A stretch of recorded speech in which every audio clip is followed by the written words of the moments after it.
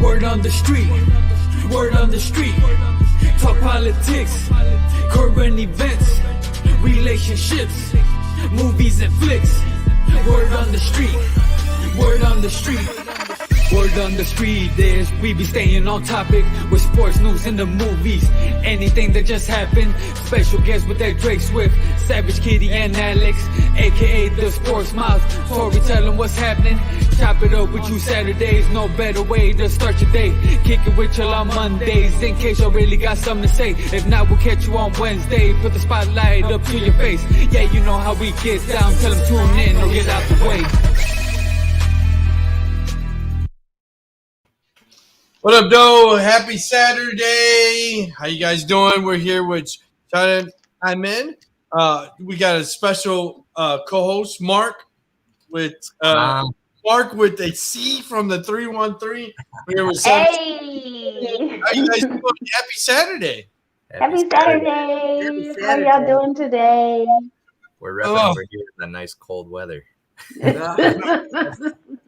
So I know I heard you say it was like 13, 16. I don't know how you guys do it. I moved away from Detroit a long time ago because I got tired of shoveling snow. So I can't shovel sunshine. So that's the reason why I'm here. Yeah. I can't shovel sunshine. So we're here with world-renowned photographer, Shadia. Tell me about yourself. I know we talked off air. She said she bought a camera it's been about 10 years, and then she's kind of fell in love with it ever since. She said she was a special needs assisting a nurse for the school district of Dearborn. So tell me a little bit about it. Also was on a reality show. So all kinds of stuff. So tell me a little bit about yourself.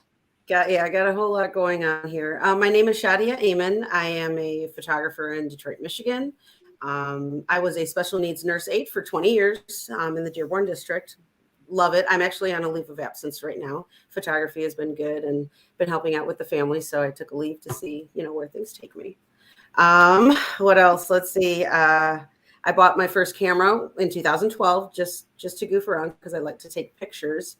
And sort of got forced into it through family, doing senior pictures and whatnot. And 1 year in 2018, I decided to go to a photography conference where I got pulled up on the stage by the person who created it. It was Sean Lee for the Rock Photography Conference. And life just kind of changed from that day on. I met a lot of people, learned a lot of things, and took my photography to a whole new level. So that's when my business started, was in 2018. So I know that I think the TV show All American Muslim, was that before you bought the camera? That was, and let me tell you, actually, that was probably the trigger to me buying the camera. So we were on this TV show called All American Muslim. It aired on TLC back in 2011. So we just celebrated the 10-year reunion in November. I got it on the screen. Let me play it real quick because I've seen it. She said, "Oh God." Dearborn, Michigan. Dearborn is a whole nother world. Being in Dearborn has allowed us to practice our faith without losing our sense of American patriotism. After 9/11, the environment was a bit more hostile. They say we're Muslim, we're barbaric, or we're terrorists. Towel heads. You don't just throw menus on a table and walk away. Our community is complicated, and even within our own families, we don't always agree. There is life outside of Dearborn. So if I was a guy, it would be different.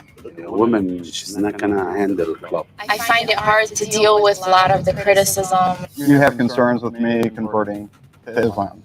Yes. We live our lives like everybody else. I've been in law enforcement for 19 years. I don't require much. I like my country music. The most important things are my family and coaching football. You guys get to do this.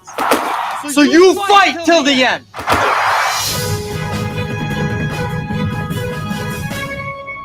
I really am American. There's no ifs, ands, and buts about it. So there was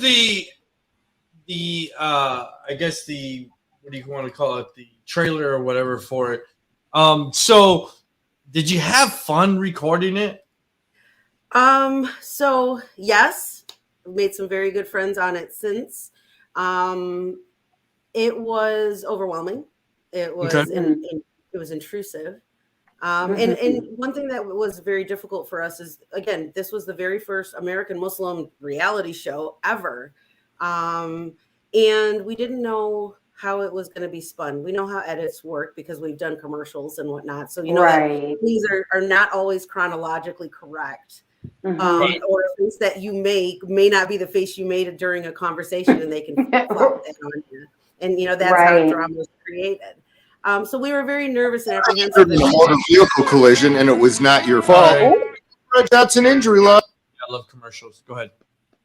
No worries. So we didn't know how they were going to portray us. So we were kind of, you know, apprehensive about what to say, what to do. Right. But now having seen it and how they edited, we would have done it. We would have carried on or been more of ourselves because we were a lot more reserved than we really are. Right. So how difficult was it during, because I know I was in Detroit at the time when we were, you know, we were in Saudi and we were in Iraq.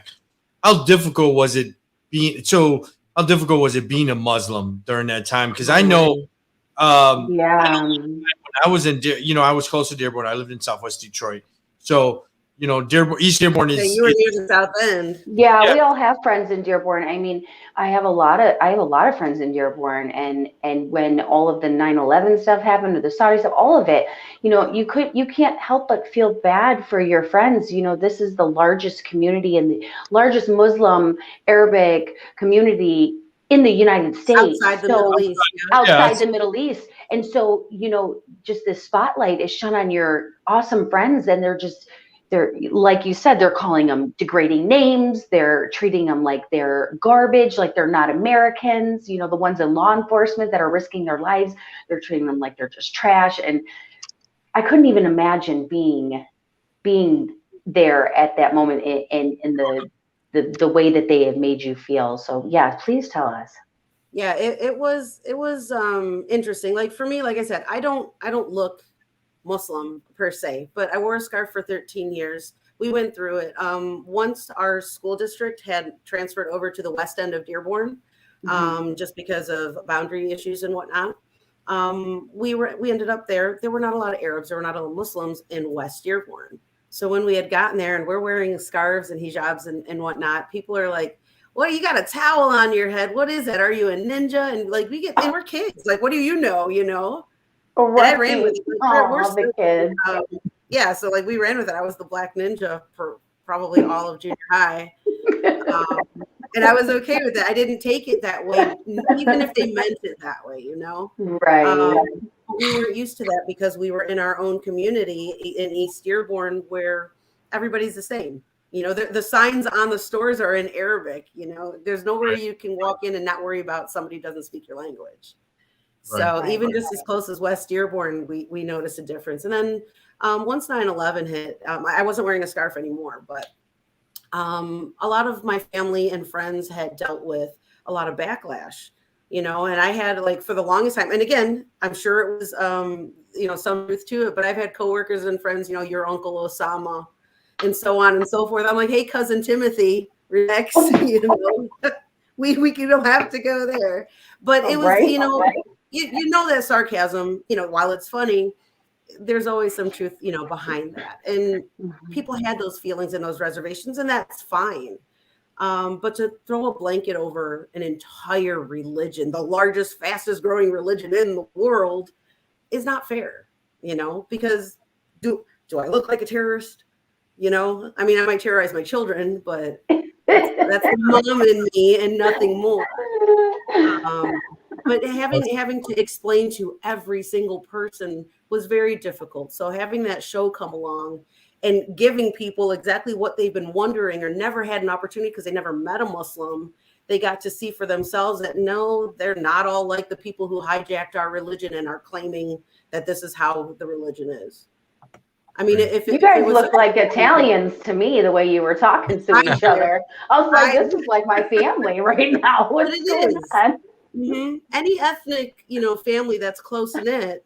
I mean, we're all connected at the rear. We're together all the time, And I know all my Italian families that I'm close friends with, they're the same way. My Hispanic families that are that close, I mean, they're all the same. If you're a close knit family, ethnic especially, you can't separate that. It's a crazy cool pond. Yeah, and it's such a crazy thing to think about, that like people just in society always judge that whether you're from a different religion or different culture, that they have to act a different way. Excuse me. I mean, even if you're Spanish or people that speak a different language, it's like I was in a store the other day and there's these guys just joking around and it's all in Spanish, but they're just like, you could tell they're just best buds and they're talking to each other like either one of us would talk to each other or any one of my friends and I would talk to each other. So it's just cool to see that. And I mean, I got to see it really firsthand too, growing up in Sterling Heights and going to a high school in Sterling Heights, because it was predominantly Chaldean, Arabic, Middle Eastern culture. So it's so cool to see and grow up with that diversity. Culture. So many best friends from all these different cultures, and to see it and to see the acceptance. But I mean, on the other hand too, it wasn't that long ago where times were different, so you could still see the people who weren't as accepting or who because they're still here. They're still here, right? I was just reading something the other day about Ruby Bridges only being 67. Mm-hmm. That was just 67. So there is. But I do see the world changing. I do see the climate changing in regards to tolerance. So I'm praying that the next generation will eliminate what our last generation had embedded in them. It may not be their fault. They were maybe just raised inappropriately or just not fairly taught. So it's up to us to change that. 100%. So I get a question. Were you, during those times, during 9/11 and all that, was the Dearborn police kind of, because I know I experienced it, were they tough on Muslims at the time? No, Dearborn police, no, I don't think so at all. Maybe outside of Dearborn. Okay. The reason why is I remember getting pulled over and, the guy got me out of the car and he's like, "You have any knives, missiles?" And I'm like, "What are you talking about? Missiles? Like what?" Whoa. Yeah. Did you have that beard? Huh? Did you have the beard? Yeah, I had the beard. Yeah. So they're looking that way. Somebody's just being ignorant, I'm sure. Anybody with a beard after 9/11. Right. I guess I was just wondering because I'm not Muslim, but I would think that you guys were getting kind of fucked with. You know what I mean? So I don't know. They were, but not by our own police department. I don't believe. I'd never heard anything of that. But outside of the community or even just randoms, like there was a man that got beat up inside of a Kroger by two white guys just because I think he was talking Arabic to his child even. So, wow. I mean, I have an Arabic friend that we've been friends for 30 some plus years. His family actually is Muslim. He's not a practicing Muslim, but his family's from Morocco. So nothing was ever new to me, and growing up in Southwest Detroit, so none of that stuff was new to me. But now you see that you said culture has shifted. Now it's because of COVID. Now they're attacking the Asians because hey, we feel like it's a Chinese, whatever, or whatever. So you see how Americans have shifted. They probably fucked with Muslims during 9/11. Now it's the Asians' turn. Yeah. Now it's figured that. Yeah. And 9/11, I mean, it was our turn. Right. Who had it before us? The Black community. Who had it before them? The Irish community. Right. Yeah. So we have that. You see how things change. The recent hate crimes and violence against Orientals, Asian people, it's been pretty crazy in the media. So, so I know you said you kind of jumped in this in 2018. 2 years later, we're in a full pandemic. Has it affected your photography business at all? No, it has been wonderful. And not being at the school and having to do school from the computer has given me a lot more time to focus. Like I could be editing while I'm, doing classwork or whatnot, or the kids are listening to stuff. So I was able to get a lot more work done being home, and business didn't stop because, between the branding company, everything that we do at Robert Courtney, it's still business. They still need to get their face out there, and they've got to get their brand out there. So, that still kept going. And then seniors were still being seniors, and I do a lot of senior photography. That's awesome. It was good times, and the kids liked it, and we're not in a closed space and right next to each other. We're outdoors for the most part. That makes sense. So when Big Gretch closed the state, were you guys was that one of the businesses that she mandated and said you couldn't conduct business? Because I know that she closed a lot of businesses and this and that. Yeah, so I know that they were saying that photographers were not supposed to be out and shooting, which for the most part, a lot of people didn't. And like I said, for me, my photography was outdoors. Right. I'm not stopping that. If I could be outdoors anyway, we're going to be outdoors with the camera, And so we did. And when I'm shooting, I'm at least 10 feet away from my clients for the most part. Oh, yeah. So it worked out in my favor. I can understand how it's hard for people who are in a studio. Tighter quarters with strangers doesn't really fare well. And I understand that. And I did not do any of that. I just started using my studio this year. So now that, I know Michigan's numbers kind of went crazy. Our numbers have been kind of in check. But with Michigan numbers lately going through the roof with COVID, as people kind of went back in that bubble with photography, or no? No, I haven't seen that. I know a couple of them have not used their studios, but there's a lot of spaces around Detroit that you can shoot at that allows the space in between, or if the people who have like industrial areas for shooting, they're okay with that too. It seems to be more on everybody's level of comfort, but as a community, no, I haven't seen anybody slow down. Okay. So besides photography, are you into the video as well, or just mostly photography? I am trying so hard. No, it is not for me. No. I get a TikTok reel to save my life. I'm working. I tried. I try. It's not pretty. You gotta start somewhere. Yeah, and so that's where I'm at. Like I do video clips now because through the branding company, I've learned that you need to put your face out there. They want to know who you are because they're not buying your product. They're buying you as a person, Right. So I've been putting videos out there. I'm doing 19 times, 20 times before I can get a 2-minute clip or a 1-minute clip that I'm not stuttering, messing up my words, so on and so forth. So it's been an experience. I hate it. I like being on the other side of the lens, but I feel the growth. And so I appreciate that. Yeah, I think there's a big difference. I have, my buddy that I told you that is Arabic. He does most of our graphics, and then I have another buddy that just does video. And the guy that does most of the stuff on the show, that does the graphic artist, he's like, dude, the video is like so much different than being a graphic artist, and I have to learn all these different programs. And he goes, I just feel more comfortable in the graphic artist world than actual video. So yeah, so I guess it's a different piece. I know Lo, he does both, but yeah, he's magic. I don't have that. Shout out to Lo Simmons. Shout out. Yeah, he did our 100th episode. He did our video, and then he did our photography as well as our 100th episode that we did in Detroit. So very cool. Very cool. Yeah. I love Lo. He's a good soul. Another person in the Robert Courtney community. Yeah, he's a good dude. Whenever he's with us, it's funny because he's all around, right? Yes. Batteries in his back. I'm like, where'd he go?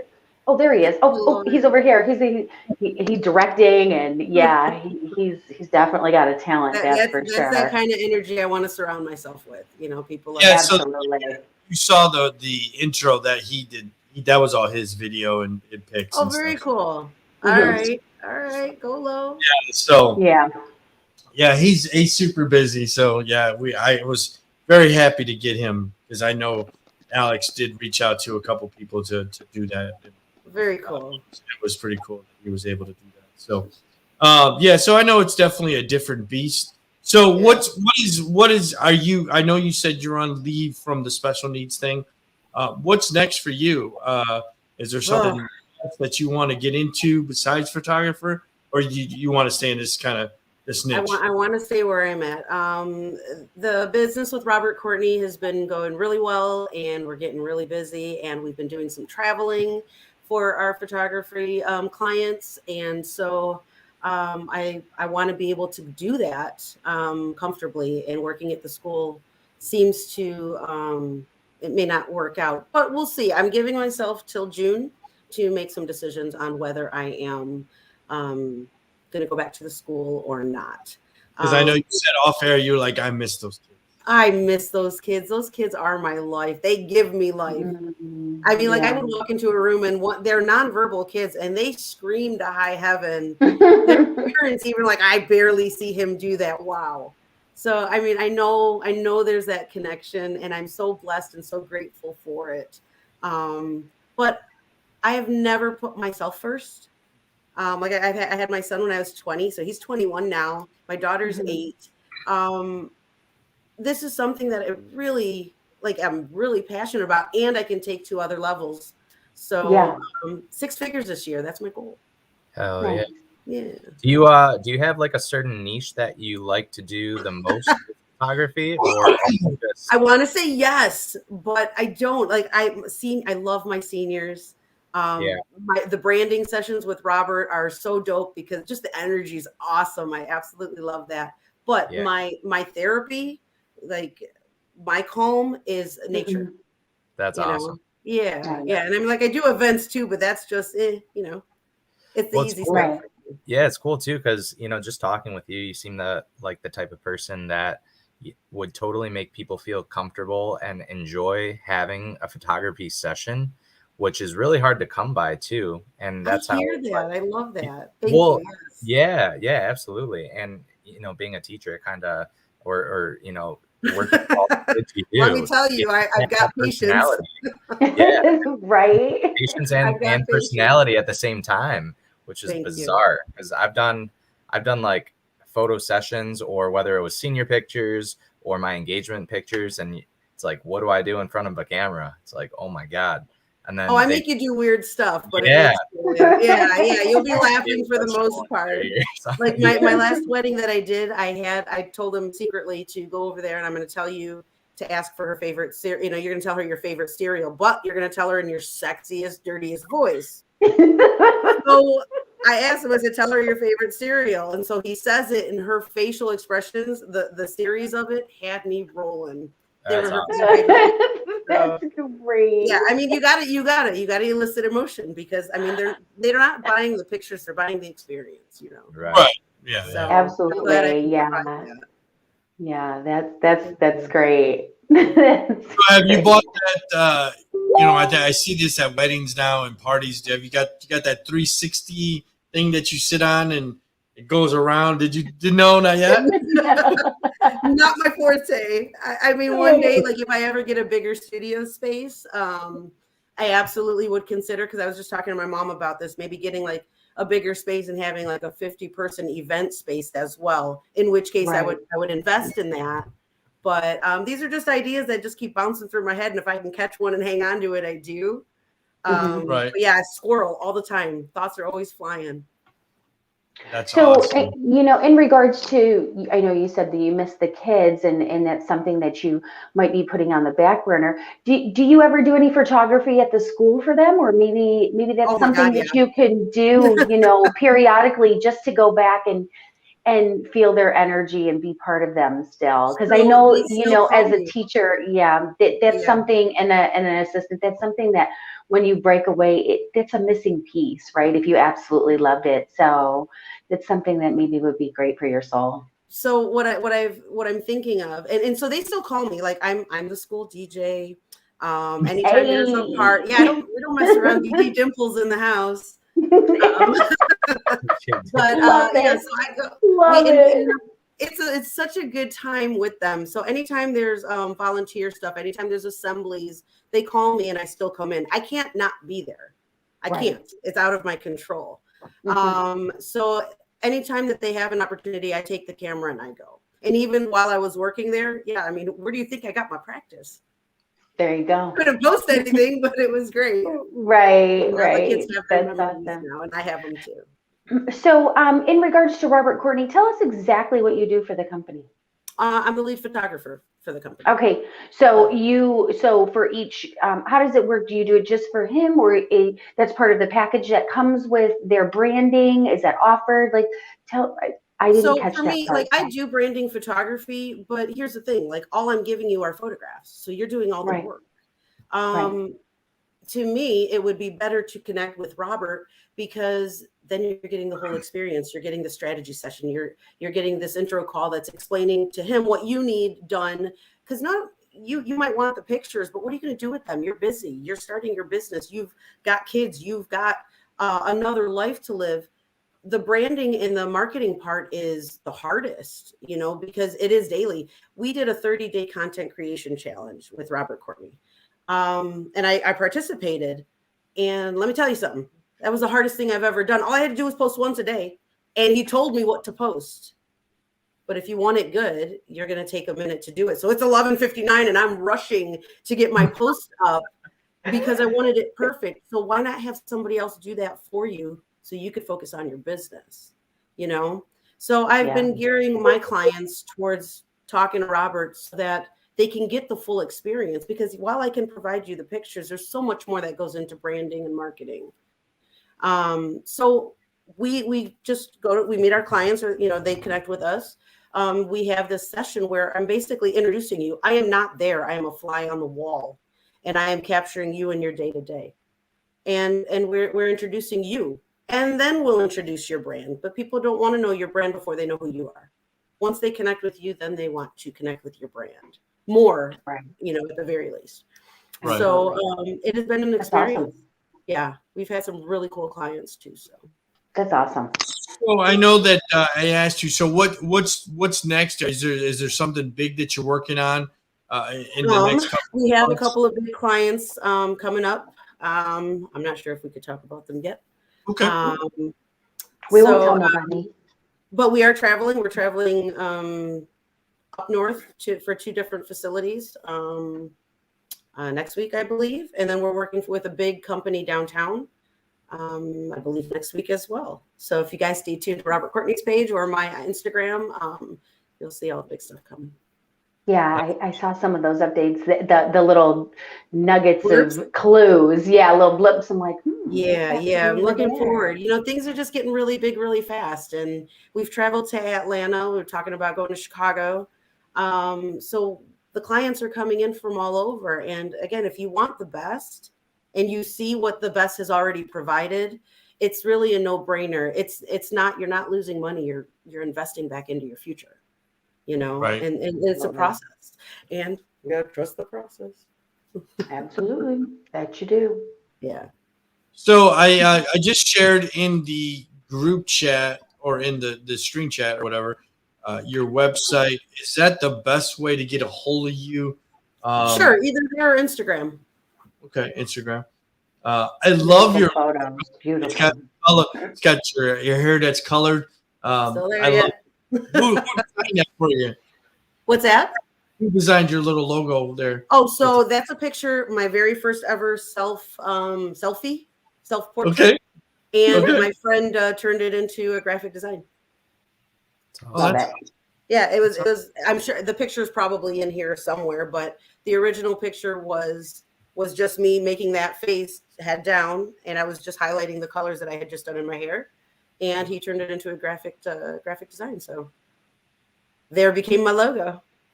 That is awesome. Thank you. Beautiful work. Beautiful work. Your work is amazing.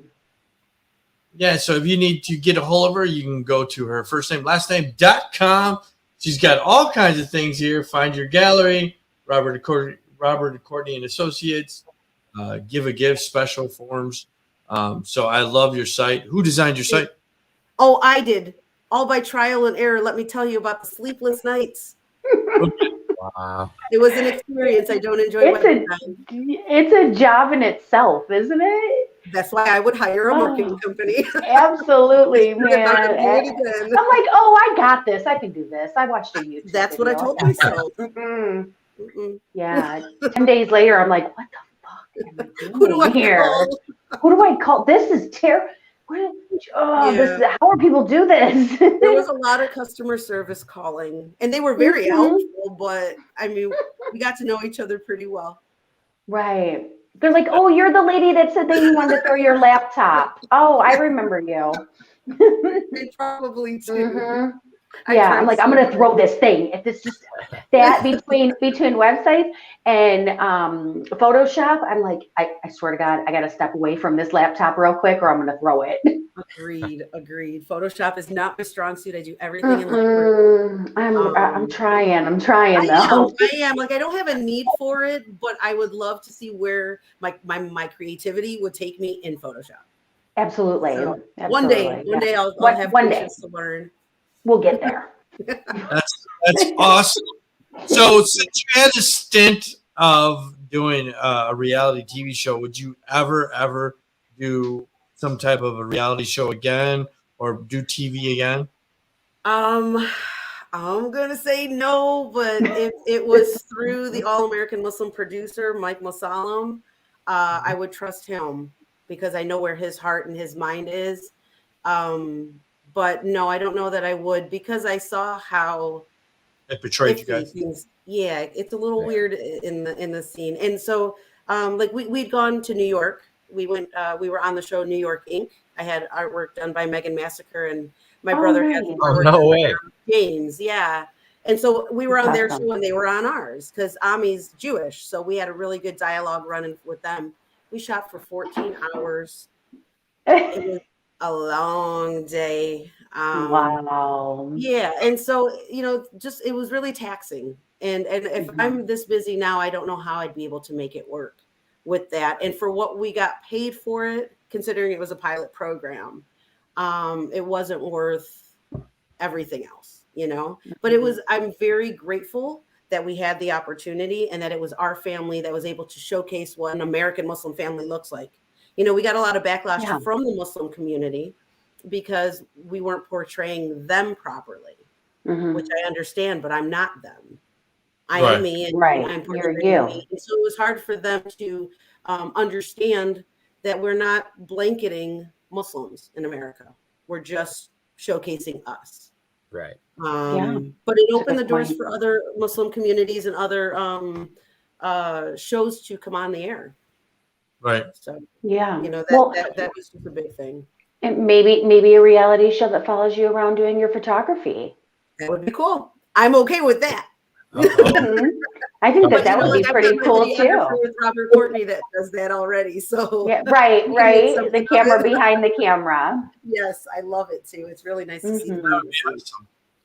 So that's all I got. I really appreciate you coming on the show.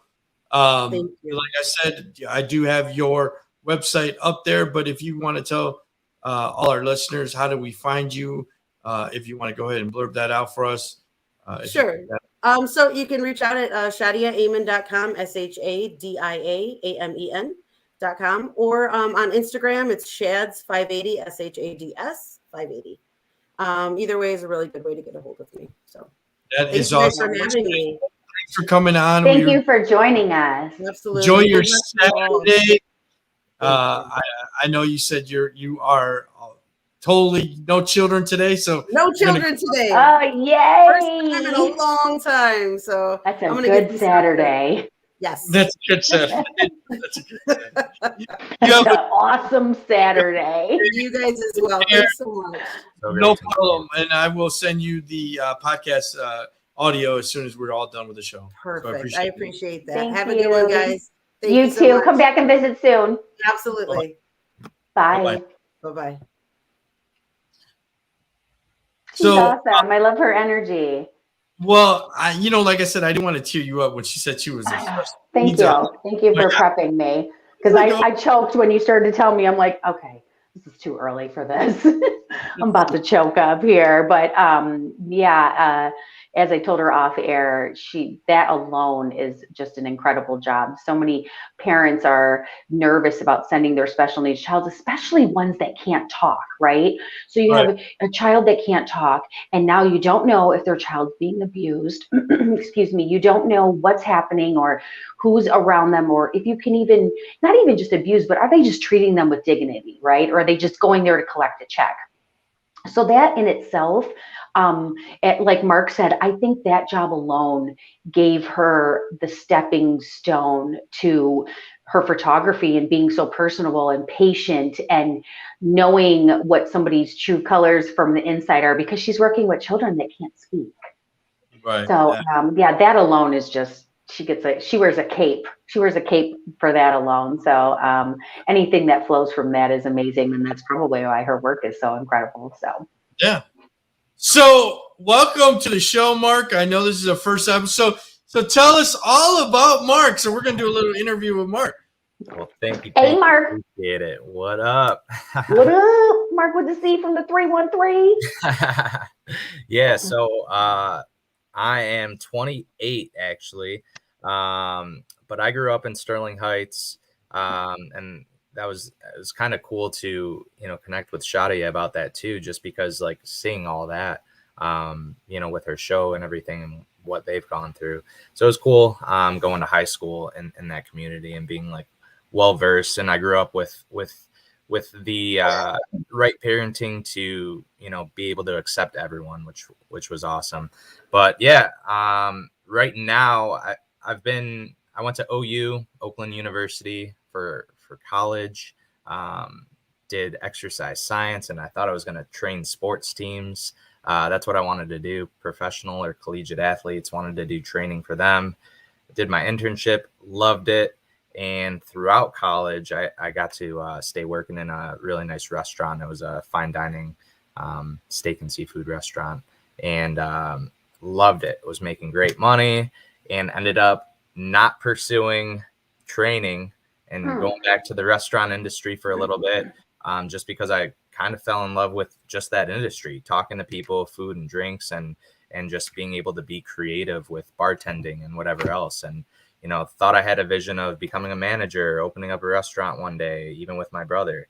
And I was all single at the time. So I didn't worry about, nights, weekends or anything like that. I was just focused on me, focused on, making money, building a future and all that good stuff. And then I started dating this girl who is now my fiance. Fiance. I know it's still crazy to say. Okay, but, so I'm gonna stop you right there. So me and Tori were talking about different levels. Okay. Yeah. So is it a different level that you progress in a relationship? Is it go where you guys are dating separate households? Then one of them you move into each other. Then you give them I said you give them a promise ring. She's like, "What's a promise ring? What? That's like fake. That's like a engagement." So since you are engaged, tell me your steps of progression. And I don't want to get you in trouble with your fiance. So no, not at all. No. So it's actually kind of funny because we met at our first job at Joe Dumar's back in when I was 16. So yeah, we worked together, and she was the concession stand girl that everyone had a crush on. I was doing the hockey side of things and working the little. It was called the Bayou. It was like a adventure game center. They had like high ropes and all that stuff. But yeah, so we were just always good friends. And I was just the hockey kid who had a crush on her, and we just stayed friends. And yeah, I kind of gotta admit, I got friend zoned. I fell right into the friend zone era. It happens. Yeah, for about 8 years probably. She went to state, so she was away for college, and go green. Yeah, I saw her in the summers every time she came back, whether it was at a bar or party or something at her house. And literally, once she graduated, because she had a long-term relationship, I had whatever relationships in college, and it's so funny because she always told me she was never in the state of like wanting to date anyone. She was just trying to like go boss girl, businesswoman, and, focus on herself for however many years. But she knew I snowboarded, and she was going on a trip out west, asked me to wax her asked me where she can get her snowboard. We can wax my snowboard. I'm a snowboard. I'm just kidding. Yeah, so literally, you're like, I'll wax your snowboard. I was what up, like, girl? Light bulb. What up, girl? Here we go. Light bulb, and there's my in. The friend zone door just opened.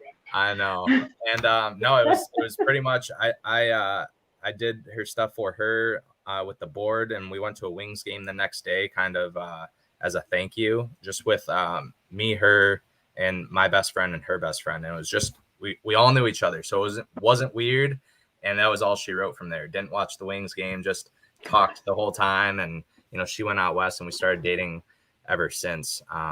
But yeah, so that was like where we first started dating, and it was the whole living at home type thing. And, I'm 25 or 24 at the time. And, so I'm ready to get out. But then you start being in a serious relationship, and then you're like, well, now I can't go live with one of my boys, but I can't, it's not like we can move in together right away. So we're like dating, and it was still that excitement from home and everything like that. She ended up having a place out in Rochester Hills. So she ended up getting a condo, and I slowly made my way in there. Left a toothbrush. Yeah, we ended up living together for a little bit. Did you have your spend a night bag? Yeah. I had my spend a night bag, my toothbrush, and slippers type thing. But yeah, so she had that for about 2 years, and with the market and everything, just ended up selling in October. Starting to think about selling, but we just got engaged in September. So we were talking right before she sold the place, and we're like, you know what? We did it right. Got the house, and maybe she had no idea we were getting engaged either. So it's like, got the house, and don't have to worry about home hunting while planning a wedding or whatever else. And she's like, yeah, I think we should sell with the market and everything going on. And I was just thinking in my head, this is a bad idea because I'm about to propose to you in a week. And so we kind of did it backwards. We got engaged. So I'm going to stop you again. So did you give her a promise ring or no? Hell no. I think she would have broken up with me with a promise ring, the whole ring on a string type thing, or whether it's a necklace or a promise ring. You're right, Tori. Ring on the string. Okay. Yeah. It is. Jewelry's nice, but don't call it a promise ring. Okay, so you can buy jewelry leading up, but the whole promise ring thing, it's like, what are you promising? Promising one day you're ready to commit? Look, we knew right away that it was very early Eventually.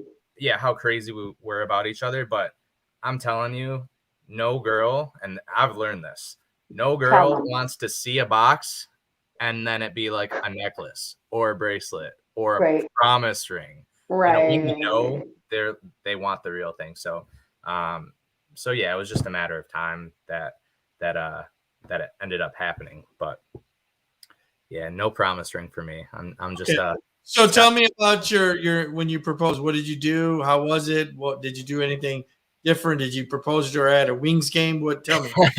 No, she actually told me, please never do a Wings game. No, she wanted like an intimate moment, and I never thought I would be that nervous. But we ended up going up to Traverse City. It was both of our first time in Traverse after 28 years of life in Michigan. Can't believe it, but so we did like the whole wine tasting and tours, and got to just experience Traverse City. We actually both golf. She's way too good at golf, but so there's a really nice course up on the west side called Arcadia Bluffs. So we got to play there for the first time on the Friday, and mind you, perfect weather Wednesday through Friday, amazing weather, and this is supposed to happen Saturday. And all of a sudden, Saturday weather forecast on Saturday morning is 80% chance of rain. So we're like on the west coast of Michigan, and for those of you who are in Michigan, know that like our whole coast has like a bunch of sand dunes and hikes, and it's just northern Michigan is just something else. It's unreal. Mhm. And so we planned on doing like the dune hike and all that stuff. And, you know, the weather held out, and we're making our way down to Frankfurt. Again, first time ever there. So, you know, I didn't even really know the spots. My best friend's sister ended up doing the photography, and they're from Frankfurt, or spent a lot of time in Frankfurt. So she kind of helped me out with the exact spot, but ended up doing it on the pier in the middle of the pouring rain. Oh, yeah. So it was kind of cool though, because with that weekend, you know, the rain, it was, she calls it her real life notebook moment, which is like one of her favorite movies. So yeah, it kind of all tied back to the Wings game, because on our first date, there's this speakeasy bar called, I'm not gonna name the bar, just but she stole, she stole this. It was like a brass pineapple drink, right? You know those cups? Right? Yeah. The mule cup brass pineapple ones. Yeah. And so I always made this joke, oh, like, you won't take it or whatever else. And she's like, bet, watch me, because she liked the cup so much. She ended up taking it and walking out. So it was just the running joke always whenever we saw it. And that pineapple cup, I actually had, it was filled with sand with a note that I wrote her, and it was sitting on the pier as we walked out. So like when she saw that, it was from our first date. And then she so like all time. Oh, that's so cute. I didn't know that part. Aww. That's awesome. Oh my God, that's so awesome. Yeah. So were you prepared? And I know you said she was crazy about you. Would you prepared if she said, you know what, I'm gonna have to think about it? Did you have that? No. Honestly, I don't know what I would have done, but I don't know. I don't even know if we'd be together anymore if it was like, really? Think about it. Listen, she saw that ring and was like, yep, yeah. No, yeah. It's beautiful, by the way. You did a great job. Thank you. Appreciate it. Took a long time to finally get it made the right way, but you know, with COVID and parts coming in, and you know, back else. So, but yeah, it was. Trust me, I never thought I would be that nervous, but it is nerve wracking. Did you get down? Really? Yeah. I was and it was crazy too, because I was supposed to do it at the end of the pier, and this was like the first 100 feet out of the pier, because the weather was so crazy that waves were literally crashing over the pier, so you couldn't even walk out there. So my brother's texting me because he was my little like backup planner, and he's like, yo, this isn't gonna work. So so I ended up doing it closer, but yeah, luckily the cup didn't blow away or wash away off the shore, because that would be bad too. But yeah, I got down on a knee, and I always make the joke. I was like, I don't even know if you said yes, because she was like hysterically crying. It was really did you ask her father for her hand in? Yeah. You did. You did it all traditional way, right? Did it all traditional.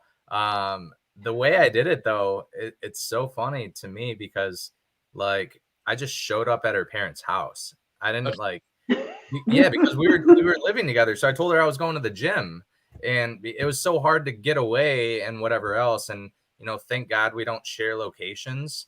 You know, there's a lot of people in relationships that do, but you know, I always said I don't want to share locations with you, because if I ever have to surprise you, or like you happen to see that I'm going to stop you. Wait a minute. Right. Yeah. So share locations? Is that a thing? Bro, oh my God. There are so many people. Those fucking iPhone people. Fuck that shit. Yeah. Locations. That is weird. It's like a thing. It's a thing. It's totally a thing. My cousin the other day, she goes, hang on, that's my son calling me. And then she hangs up and he goes, he wanted to tell me, why are you speeding? And I said, what? And she goes, yeah, we got this life thing and this share locations. I said, he called you to ask you why you were speeding? And she's like, yeah, we know where everybody. I said, oh, fuck all that shit. No, that's a thing. My daughters have iPhones and they share their locations with me, but they're my daughter. But they're kids. It's different when you have kids, but I don't know. 100%. Yeah, and like right now, I mean, I wouldn't really. There's nothing really else that I would need. Yeah, I got to give my girlfriend an can have her share her location. Right? Your poor girlfriend. Well, yeah, it was always because, like, what if I want to do a surprise or have to ask the blessing? And, you know, so that night I literally just showed up and her mom was like on the couch. Her dad was already in bed. Oh my God. And they own a family business. So he's been working like crazy. And, you know, God bless them because their family's amazing, but he's always working so hard and always has late nights. So I never knew when I could get out or get away. And I'm telling you, this was 2 weeks before Labor Day. I didn't even tell my parents until like a couple days before I asked her parents.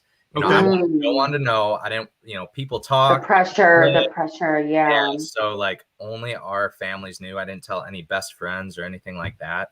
And, you know, that was kind of the cool thing where we got to call everyone after and surprise them and everything like that. I know I FaceTimed you, Tor. Yeah, I was like, so they're calling me. What's happening? But yeah, I didn't have anything prepared, and I was just like, so yeah, how's everything going? I told her I like left a pair of shoes and I needed them for the gym or something. So I like walked in her living room and I was like, is Mr. Anthony home? She's like, yeah. I was like, mind if I talk to you guys for a minute? She's like, oh. She's like, oh my God, mom knew. That could be.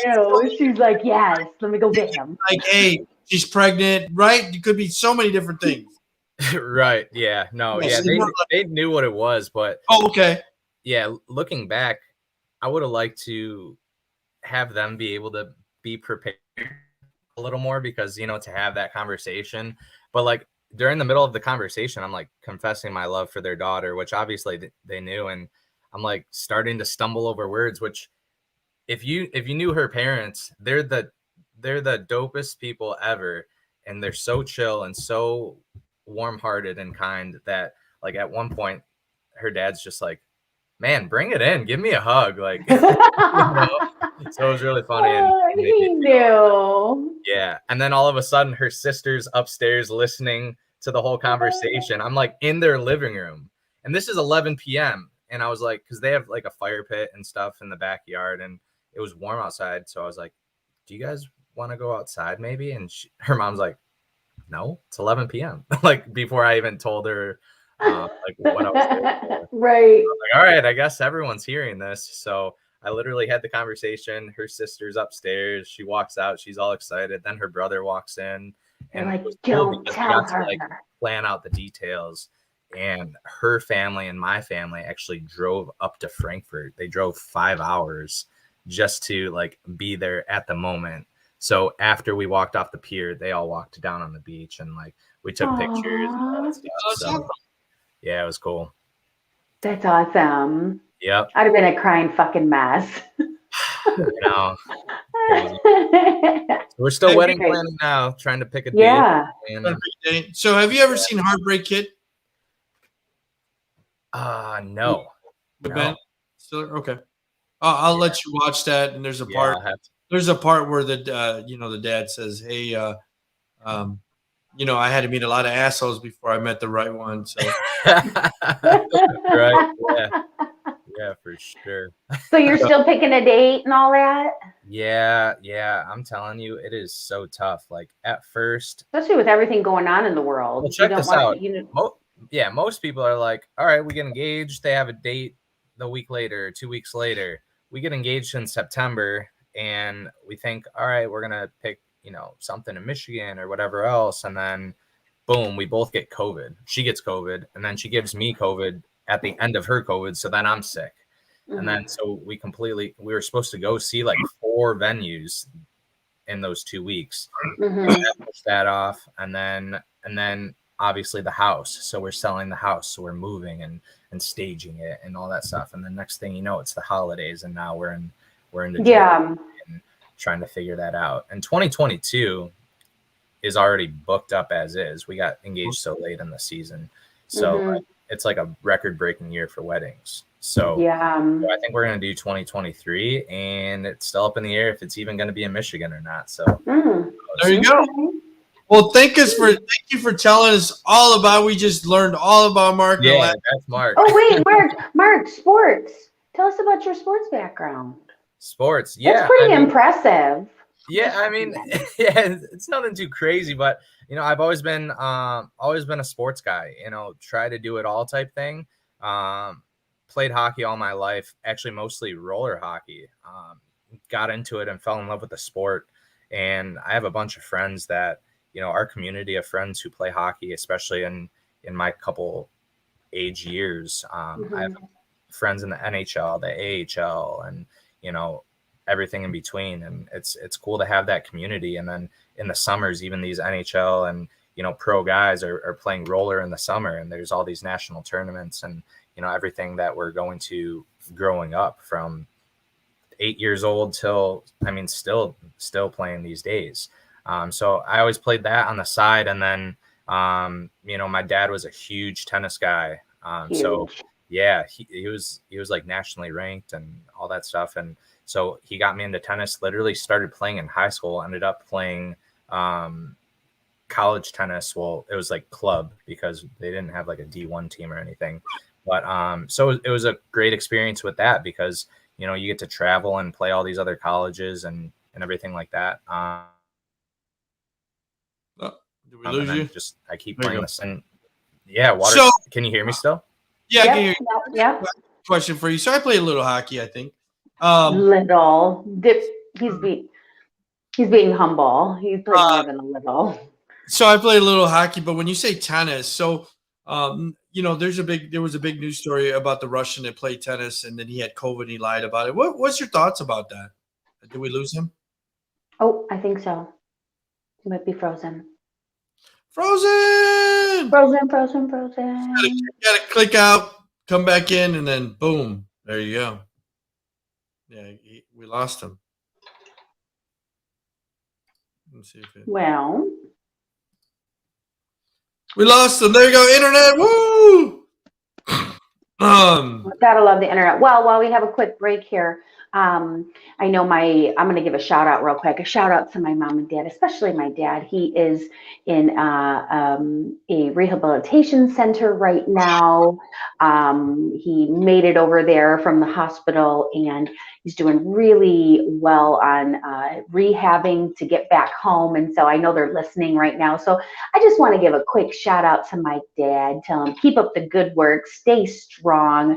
Keep giving those nurses hell and all the things, and you'll be home soon. And thank you for listening. And I love you guys. So just want to give that quick shout out while we have a moment. The video is still pausing. I want to wish my mom yesterday was her birthday. I think she turned 174. Oh, she's been around since Moses parted the Red Sea. Yes, shout out to Miss Jane Garcia. She's awesome. Awesome. Happy birthday. Got his internet maybe lagging because it just keeps spinning. He'll be back. Keep spinning. What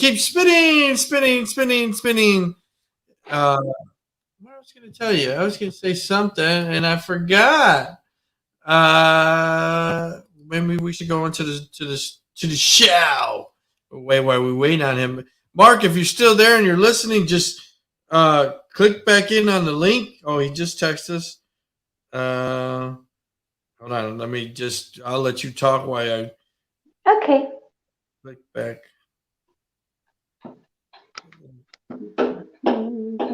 Yeah. Yeah, he's texting now, so that'll be good. So you got any plans for this weekend? No. No, not really. I mean, maybe a little bit. I might go to dinner tonight or something.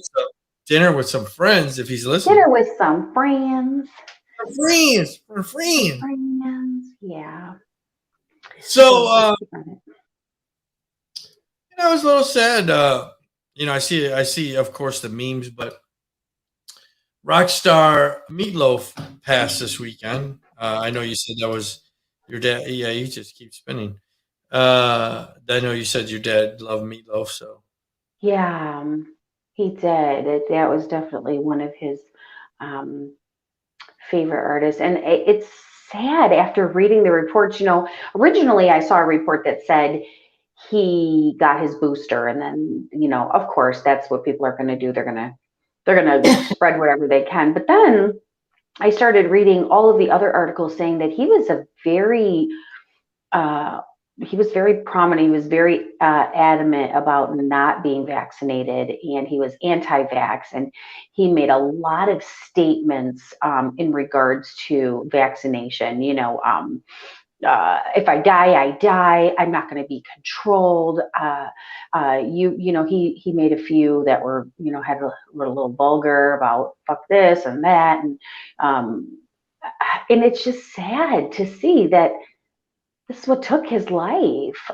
He wasn't, you know, in the best shape. He was an overweight guy. He was older. Who knows what other underlying health issues he had, and he was super talented, and it's just sad that he died from this. It's nothing to play with.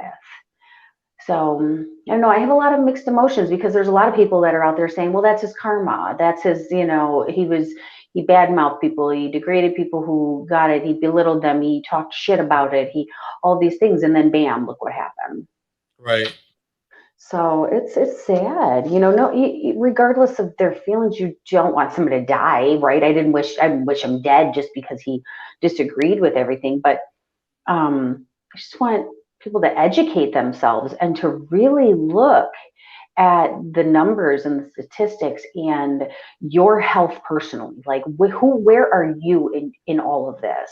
Because it goes from, you know, where are you to it's more than just me to back to where are you, if that even makes any kind of sense, if anything has even made sense during this whole fucking fuckery, right? Because I'm just calling it fuckery at this point.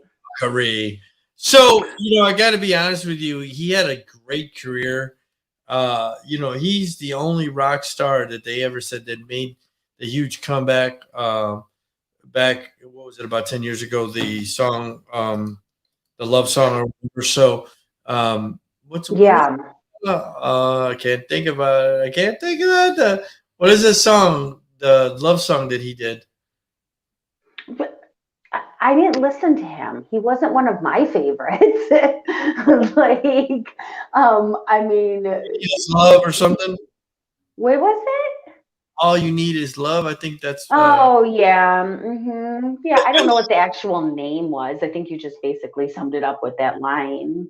But I mean, you got, like I said, that brought him back because he kind of went away. Like in the 80s and 90s, he was big in the 60s and 70s. But all I do anything for love. That was the name of the song. Yeah, I would do anything. My mother just texted me. I would do anything for love. Yeah. Thanks, Mom. Yeah, but he had a huge comeback because usually, you know, if you're a rock person and you're like at the, you know, he did what was that Halloween, or that's that movie that he did, like your mom's gonna to know or whatever. He did that movie. God, I just can't think of it. Horror Rocker Show. Is that what it's called? The Rocky Horror Show. Yeah. Like I said, he was big in the 60s and 70s, and then I think Rocky Horror Picture Show. Rocky Horror Picture Show, yeah. Mom says there's a 12-minute version is the absolute 12-minute version of that song. So I think in the 90s, 12 minutes. Fuck, that's a long time. Yeah, so I think he went away for a while. There you go, brother. I don't know what was going on. What's up? We were just talking about Meatloaf. Oh my! Not the meatloaf you eat, but the meatloaf that passed away. Huge Meatloaf fan. Oh, okay. So there you go. He's a huge Meatloaf fan. Yeah. Good music. Yeah. I was just saying I'm sad because he was, you know, at first the media was saying, oh, he got vaccinated and that's how he died from his booster. But then as you started reading, you realized he was very anti-vax and he was very vocal about it. And I won't be controlled. And if I die, I die. And you know, fuck that and this and that and all of those things. And then, you know, this is how he dies. And I'm like, you know, it's just sad because you whatever side you're on, you need to look at where you're at with it. Like, what's your health? How are you?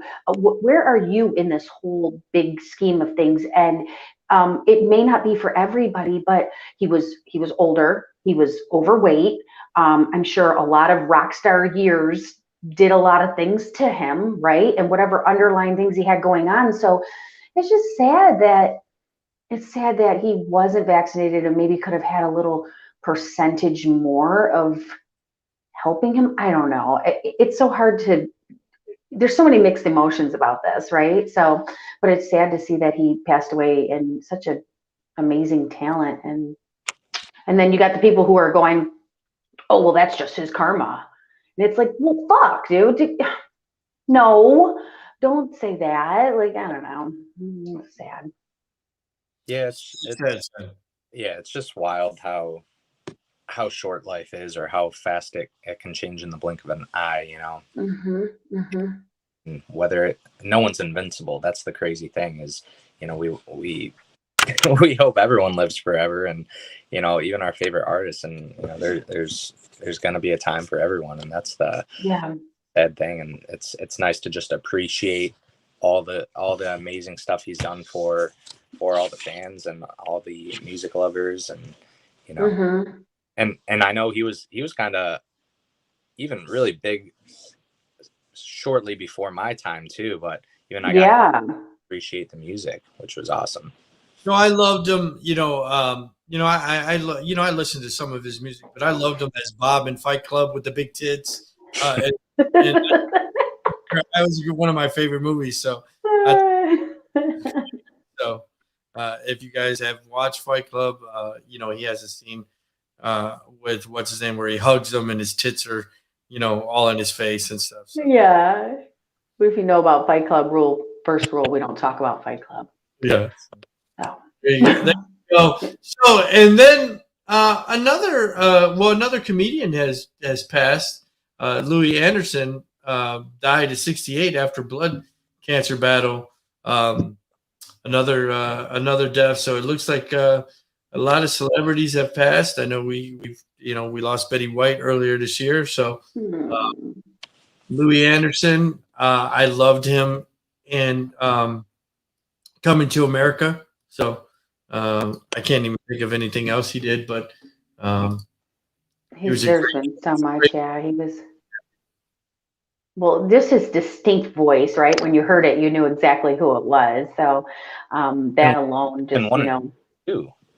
Yeah. Yeah. Yeah. You hear him and you're like, what? That's Louis Anderson. Yeah. Great talent. And like you said, Mark, life is so short, and in a blink of an eye, it can change. So this past year has really been a lot of people departing from us. So yeah, we all have to live gratefully, but I love this scene. Coming to America. Hi! I started on cleanup just like you guys, but now, see, I'm washing lettuce. Soon I'll be on fries, then grill. A year or two, I make assistant manager. And that's where the big bucks start rolling in. That's 2 years, huh? So, and that was at McDowell, not McDonald's, McDowell. Yeah. I mean, hey, he's how I learned to fall in love with Family Feud. I was just going to say, he was the host of Family Feud, and you're like, this is fucking great. I want to be on this show. My dad still watches like all the old school game show networks. And your dad's the reason why I love that show. Like, we would sit there for hours, and he'd be like, oh, Family Feud's on. Can you guess it? And he would make us be part of the show. Oh, yeah. Whenever you walk in the living room, not watching sports or anything else, it's the 70s and 80s and 90s game show network. Game shows. Oh yeah. So I know you were talking about tennis, and I know you cut off and you were trying to come back in. So the Russian big tennis guy, he's been all over the media. He got kicked out of the tournament and he went back to Russia because he wasn't vaccinated. He lied about it. What's your thoughts of that, since you said your dad was a big tennis guy? Yeah, are you talking about it was Djokovic, right? Yeah. Yeah, so man, I could go on and on about like these vaccination things, but it's crazy though, because like, yeah, people take it serious when they want to, especially in sports. And then too many people get sick, and then someone who's unvaccinated, they allow back into the league. So there's not, no one has a backbone for the actual vaccination, you know? Yeah. And and the world countries also, I get it, they are more extreme than others too, because I feel like they were the ones affected, you know, really, really in depth first for everyone. But I mean, my take on it is let the guy play. I mean, when you're a professional athlete and whatever else, you know, they're there to entertain, and he's literally the best in the world right now.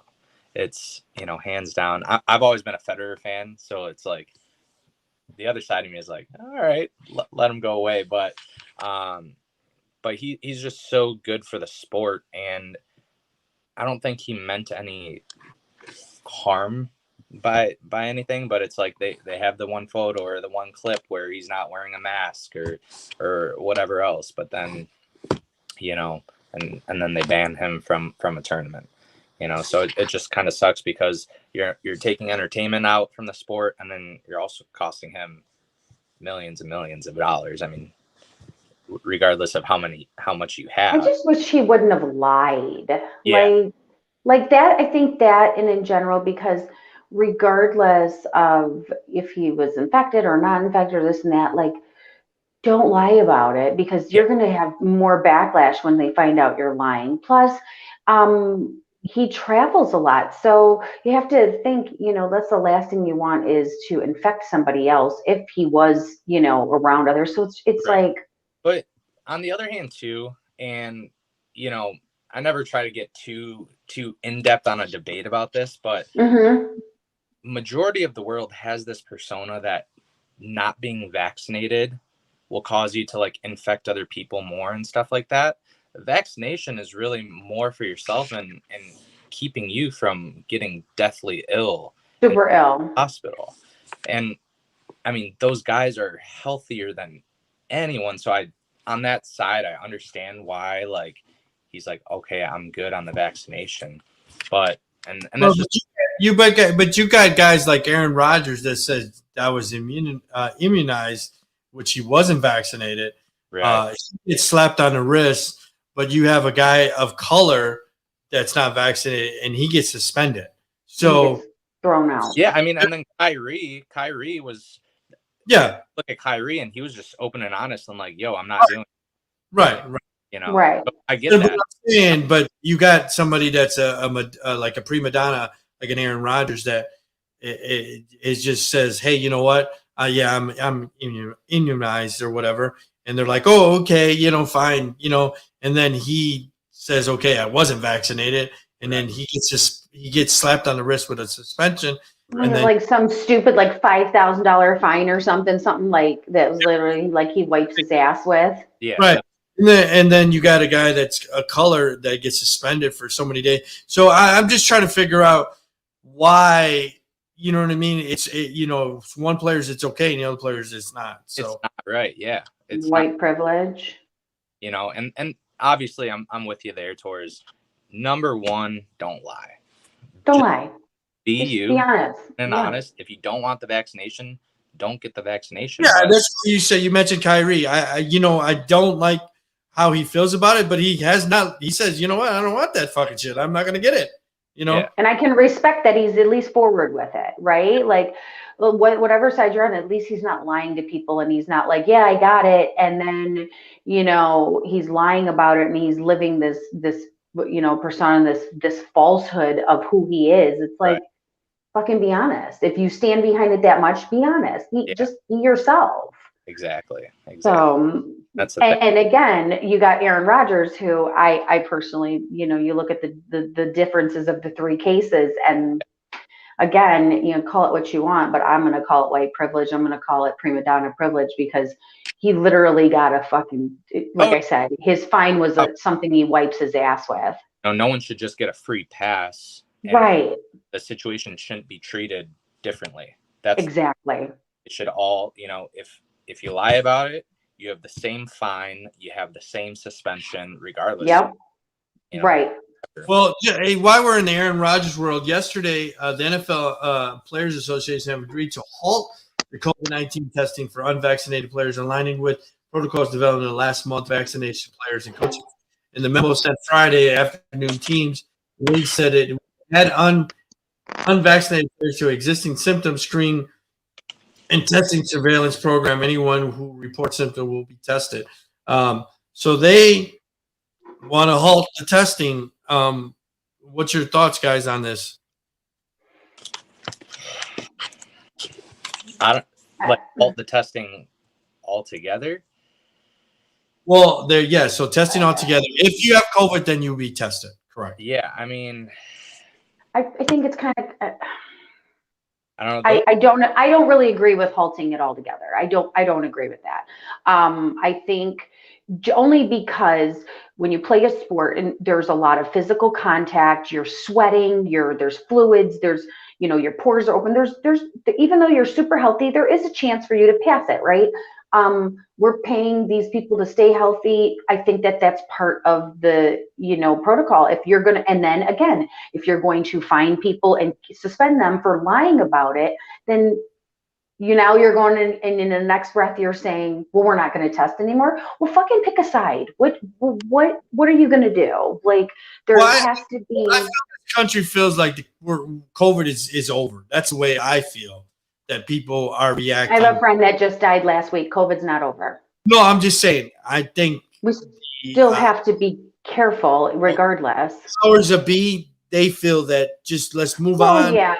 Let's move forward and let's get over this. So I just wish that they would stick to I know nothing has been protocol during this whole thing. Protocol. Right. Do you see what I'm saying? Like, can we just get a fucking guideline on what the rules are going to be?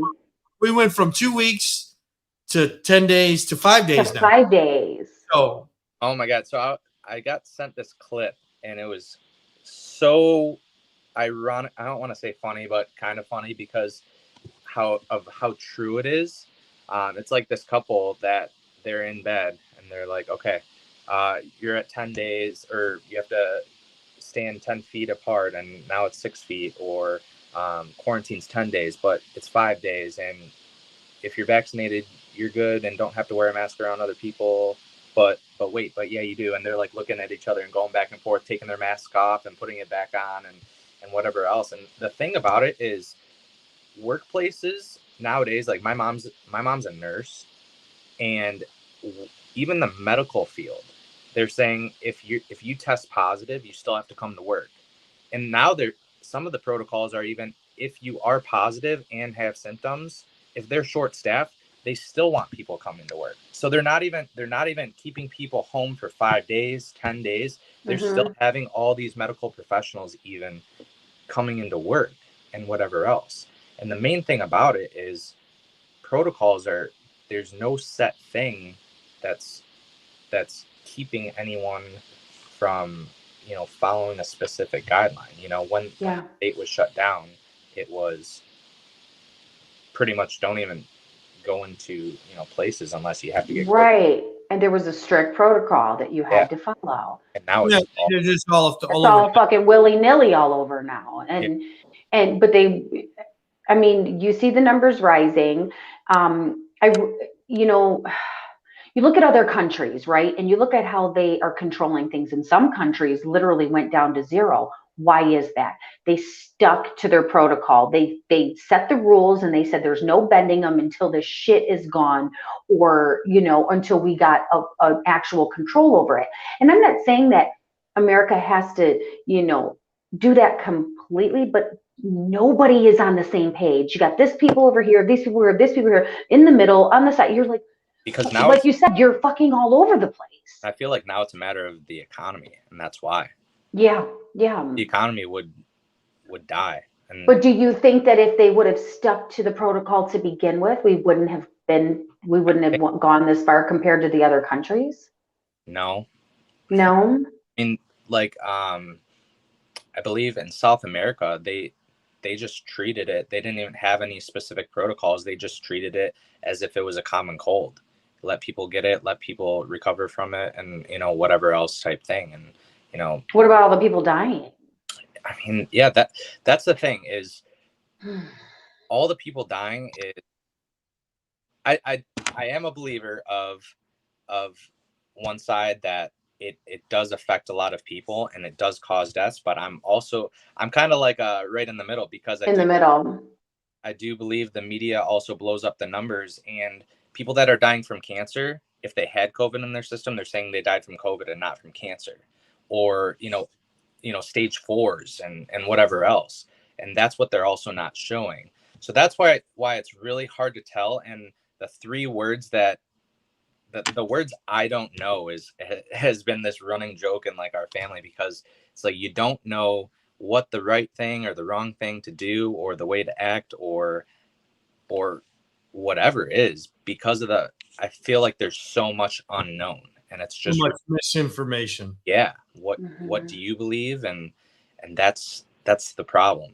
It comes down to you even if you're Republican or Democrat or whatever, conservative, right to the left, whatever, there is media sources that will pump out their objective, just like during running president or whatever. Yeah. You have Fox News that's going to pump out their objective. You have CNN, it's going to pump out their objective, and they're going to say, oh, they're taking your rights away, and then they're this one and say, oh, get vaccinated. So there's so many different objectives of different news sources. So us as Americans, we get all this misinformation, or we get all this information, and we have to make an objective decision on this.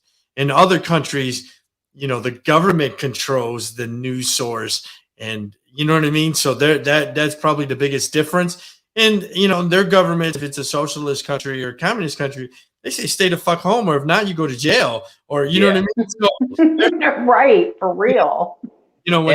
When Australia locked their country down, they said, all citizens, you stay the fuck home. You wearing a mask, you stay home. Yeah, you're staying home. That's it. So that's the biggest difference. The government cannot do that to Americans, because right away you're taking my rights, or you're affecting my rights, and So yeah, and I think that became more of the battle.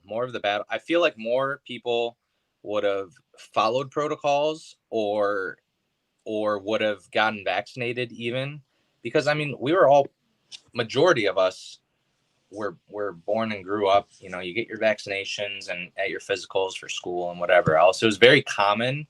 Right.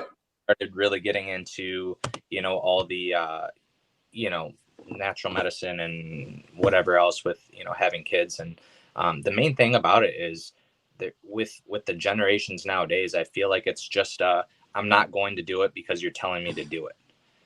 Right. That's the bottom line. And it's turned into a damned if I do, damned if I don't type thing, because of the fact that you're judged by people if you do get vaccinated, and if you do want to stay safe for yourself or even for other people, whatever else. And if you don't, you're also the worst person in the world too. So there's no winning. There really isn't. And that's what sucks about, what's going on. And it's crazy to think that we're going on 2 years in this pandemic. Insane. That's literally so long, and then literally in the blink of an eye. I swear time is a made up thing, because it did fucking 2 years. Yeah. 2 years. 2 what? years, and not even physical health, but mental health. It's mental individuals apart. It's tearing families apart. It's jobs, families, marriages, friendships. And there's so many people that are just purely afraid of getting sick for themselves, and I feel bad because it's no way to live. Yeah. And I was guilty of that myself, especially while Zach was alive, right?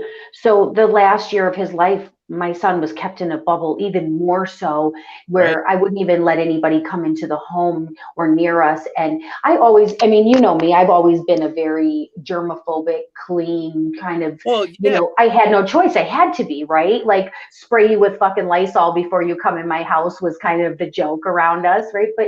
But because that fear, not only one, and this is why I'm vaccinated, because like you said, it's to help. Vaccination is not a cure-all. It's just not. No vaccination is a cure-all. And if you don't know about science and you know that, that's what I think bothers me the most is when I hear people go, well, I still fucking got it. So you're not, so this is not a cure? Right, exactly. Oh, damn, right? So when I hear people go, oh, you got vaccinated and you still fucking got it. Hello, dum-dum.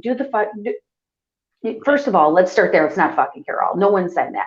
But I can't die because I'm taking care of somebody. Right. Plus, I can't have symptoms so bad that it knocks me out for how long because I have somebody that's completely dependent on me and needs me to be their arms, legs, and everything, right? And people, on top of the fact, go ahead. It's just the fear of the unknown. The fear. We lived in fear. Zach lived in fear the last year of his life, which it was terrible. And you can be the healthiest person in the world. Like you're not an unhealthy person that bad habits where your health's going to be necessarily at risk, but you also can't take that chance or take that risk, which I really understand for people. Not even the fear of that, but like I'm fearful to touch doorknobs. I'm fearful to breathe. Listen, this is a real thing. I already was the type of person that when I walk past somebody and I hold my breath. I fucking hold my breath. And now even more, I do. I'm that person. If I go on a plane, I don't sit in the middle aisle. I face the window. I put a fucking blanket over me. I'm that chick, right? Because I've been training myself my whole life with my son. So in a way, it's crazy, but in another way, and this is, I don't know, I don't give a fuck what it sounds like. It's kind of nice to see people walking around with the same fears that I fucking had for the past 20 something years, because now, you know, I kind of was like, oh, I've been doing this for years. This is no big deal to me. I wear a fucking mask. I've been wearing a mask. I've been wearing gloves. I've been inhaling Lysol as a Tic Tac for years, right? It's okay. You're gonna fucking live. Just be cautious.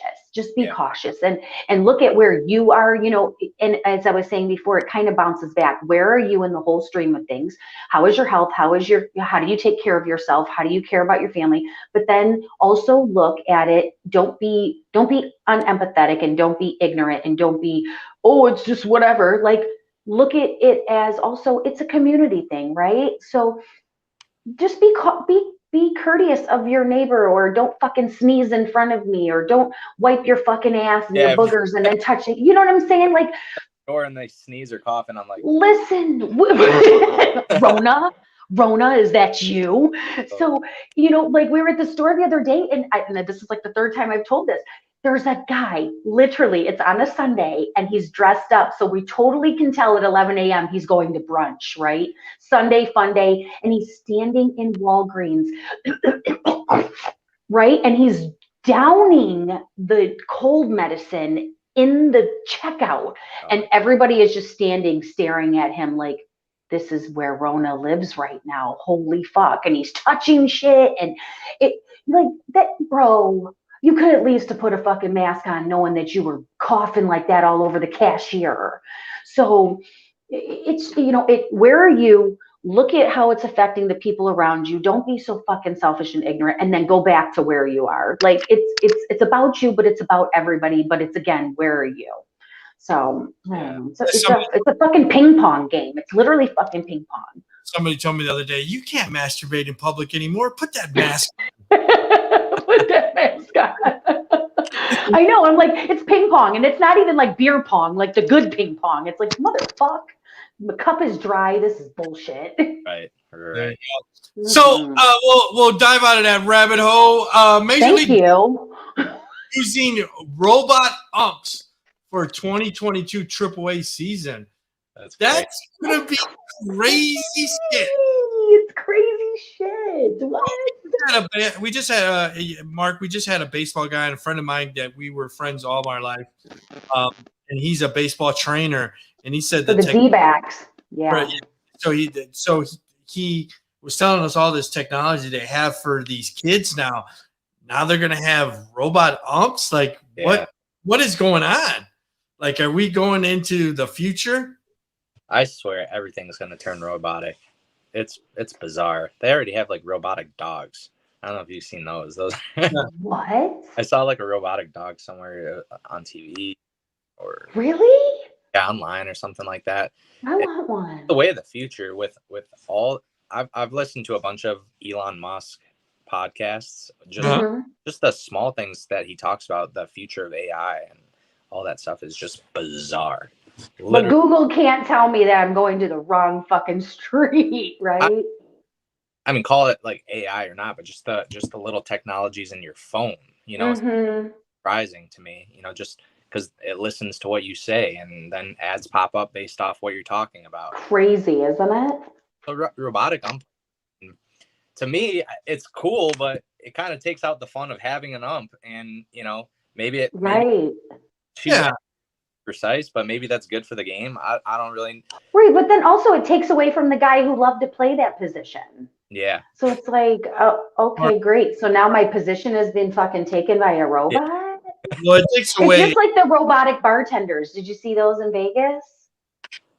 No. Or on the cruise ships, you literally put your cup under, you press a button, and this thing comes down. It looks like a track. It looks like a bar. Imagine a bar with the top where they put the glasses in the bottom, right? Yeah. And behind is all the bottles.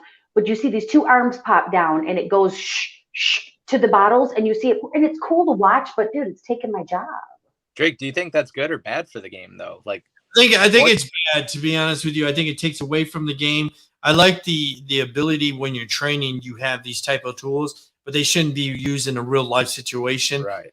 You know, I play baseball a lot. I told her you're having some internet issues on your side. I played a little hockey, so I would hate to see a ref that was a robot on ice that's on skates. Because I'm probably gonna cross check the motherfucker because I want to see if he's gonna call it or not. So and right to the leg. Just being honest. There's a robotic pump. You know, you take away from the glory of the game.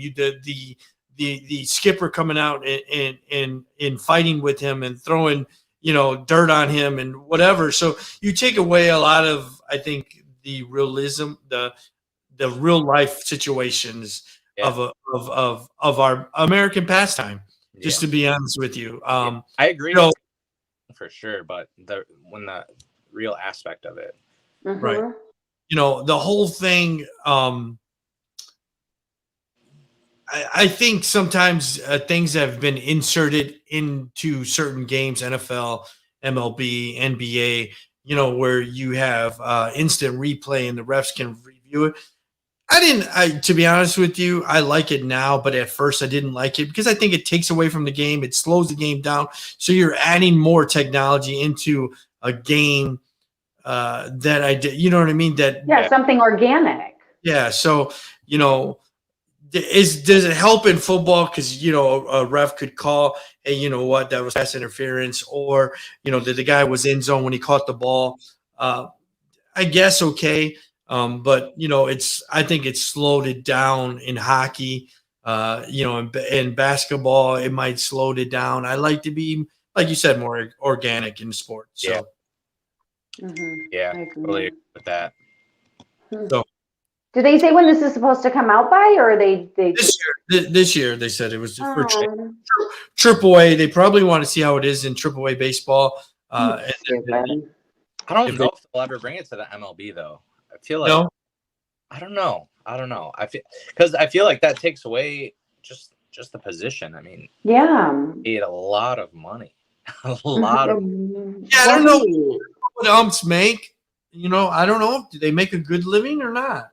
I think umpires make like MLB umpires probably make some money. I know hockey refs probably don't make money. I know a lot of guys that were hockey refs and they just volunteered their time. But Canada is a different sport. That is Canada. That is their sport, and they might not pay their refs a lot of money. But I think MLB NBA, NFL reps, they probably make some good money. Yeah, I think this. I remember talking to my one buddy who's a big baseball nut, but I think the starting salary is generally around 150. But I've heard people like 500,000 as a number. Yeah, I would think, especially if you're on a good team. Like, Yeah.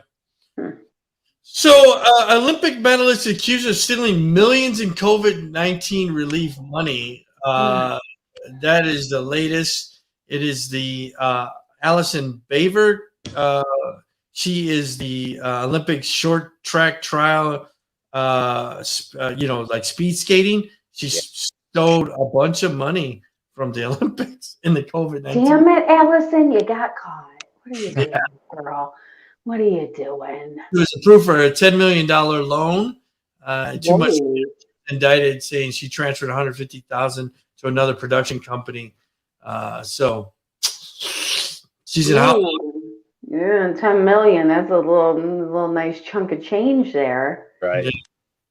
Wasn't that little 5,000 that people were taking? So people still in this, this COVID relief money, the PPE money. Just so many people getting indicted for mishandling, misabusing, and misappropriating funds. So 100%. Right. And it's fucked up because I know a lot of small business owners that got denied originally because they said they were out of funds. And then you see all these people who were literally taking hundreds of thousands to millions of dollars. And it's like a fucking YouTuber or something. You're like, and then they're slanging out cars and doing all kinds of crazy stuff and making up fake businesses. It's like, damn, bro, you went hard when you took that money, huh? Like, did you not think that you were not going to be flagged because you took $1 million loan? Like, fuck, bro, it's not 20 G's, it's $1 million. It's $1 million. Right. So Brian Laundrie was admitted to killing Gabby Petito in his notebook entry. I want to know where the fuck his notebook was. So this does definitely closure for her family. He admits killing his girlfriend right before he took his life, and I think it was revealed yesterday. So I want to know where the fuck this was, where they couldn't find it. Like I said, I know it gives closure on the family that they finally said, okay, yeah, he did kill her, but kind of crazy that they found this months out later. I think the parents should be prosecuted because I think they knew a lot more than they were saying. Right. Oh, absolutely. I mean, I don't know. I think the parents, they absolutely knew where their son was. They gave him a camper. He showed up there without her, right? Red flag. Hello, where the fuck did she go? Yeah. He said, I'm taking the camper. They knew something.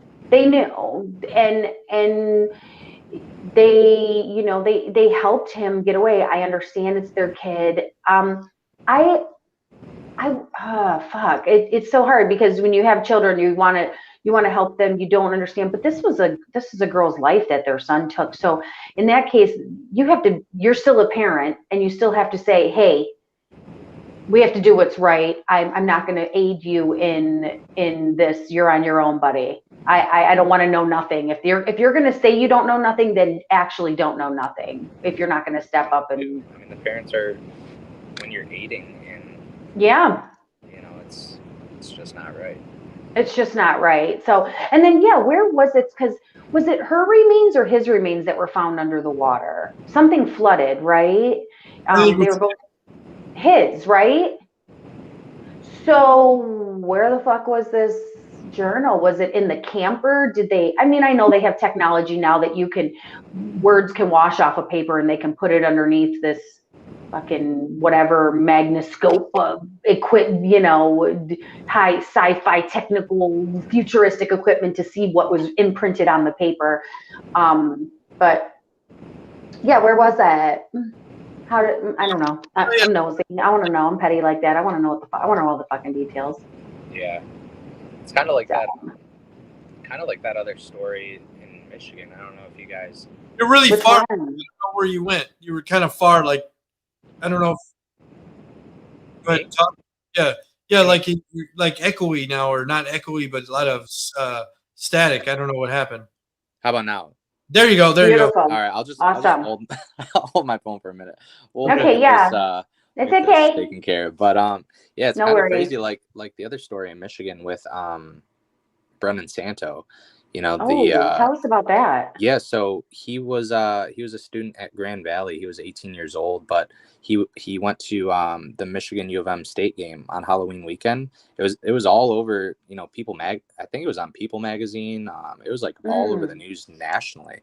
But he went missing that night, and they just recovered his body yesterday. They found his body in the Red Cedar River, and that was it's so devastating because I don't know if they like ironed out the details, so they're checking to see if there was foul play or anything like that. But not to bring down the mood or anything, but it's just No, we crazy talk about it's it all. kind of like the other story. It's like you don't know what happened.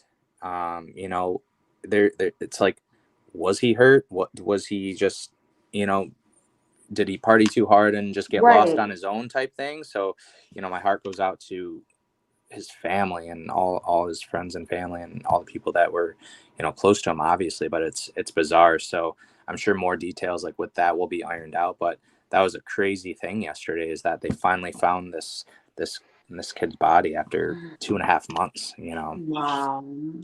So that's sad. That's so sad. Yeah. Well, I'm glad that at least the family has closure. You know. Yeah, like start to grieve or start to Right. have that closure. I was literally process. just speaking of this with a close friend of mine yesterday, and she's a friend of the show, and I'm not going to say her name, but she over 20 something years ago, her sibling disappeared. Wow.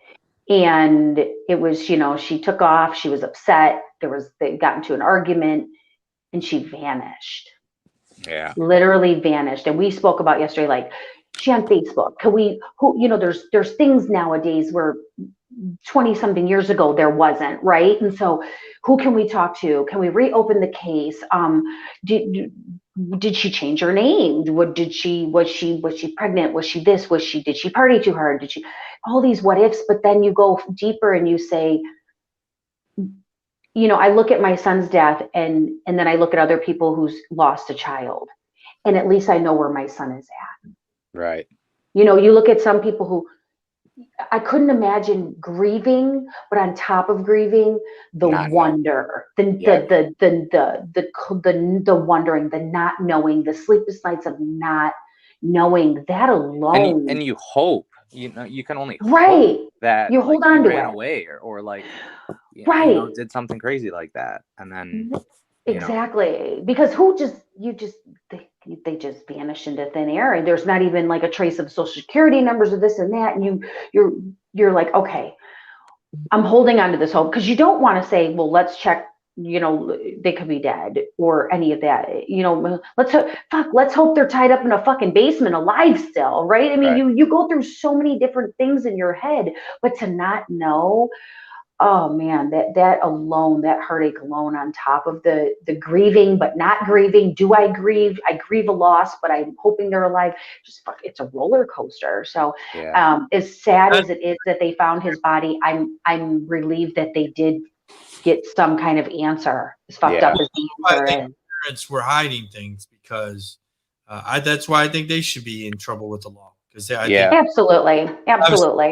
More than they didn't release what the letter actually stated, right? They just said that he admitted it. Yeah.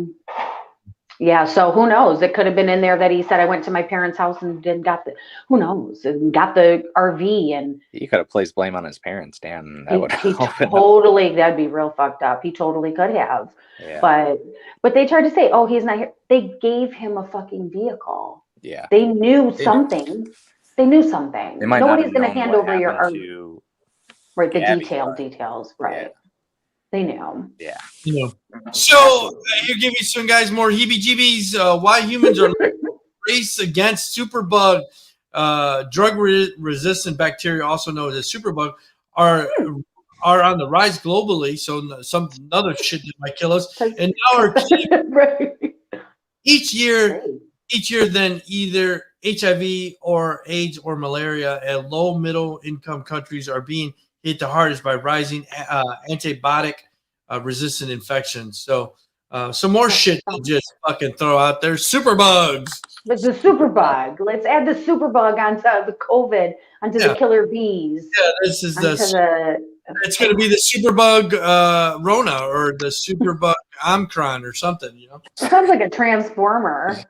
Oh my God. Superbug, Omicron, superbug. Every new strand of COVID is going to be a new superbug.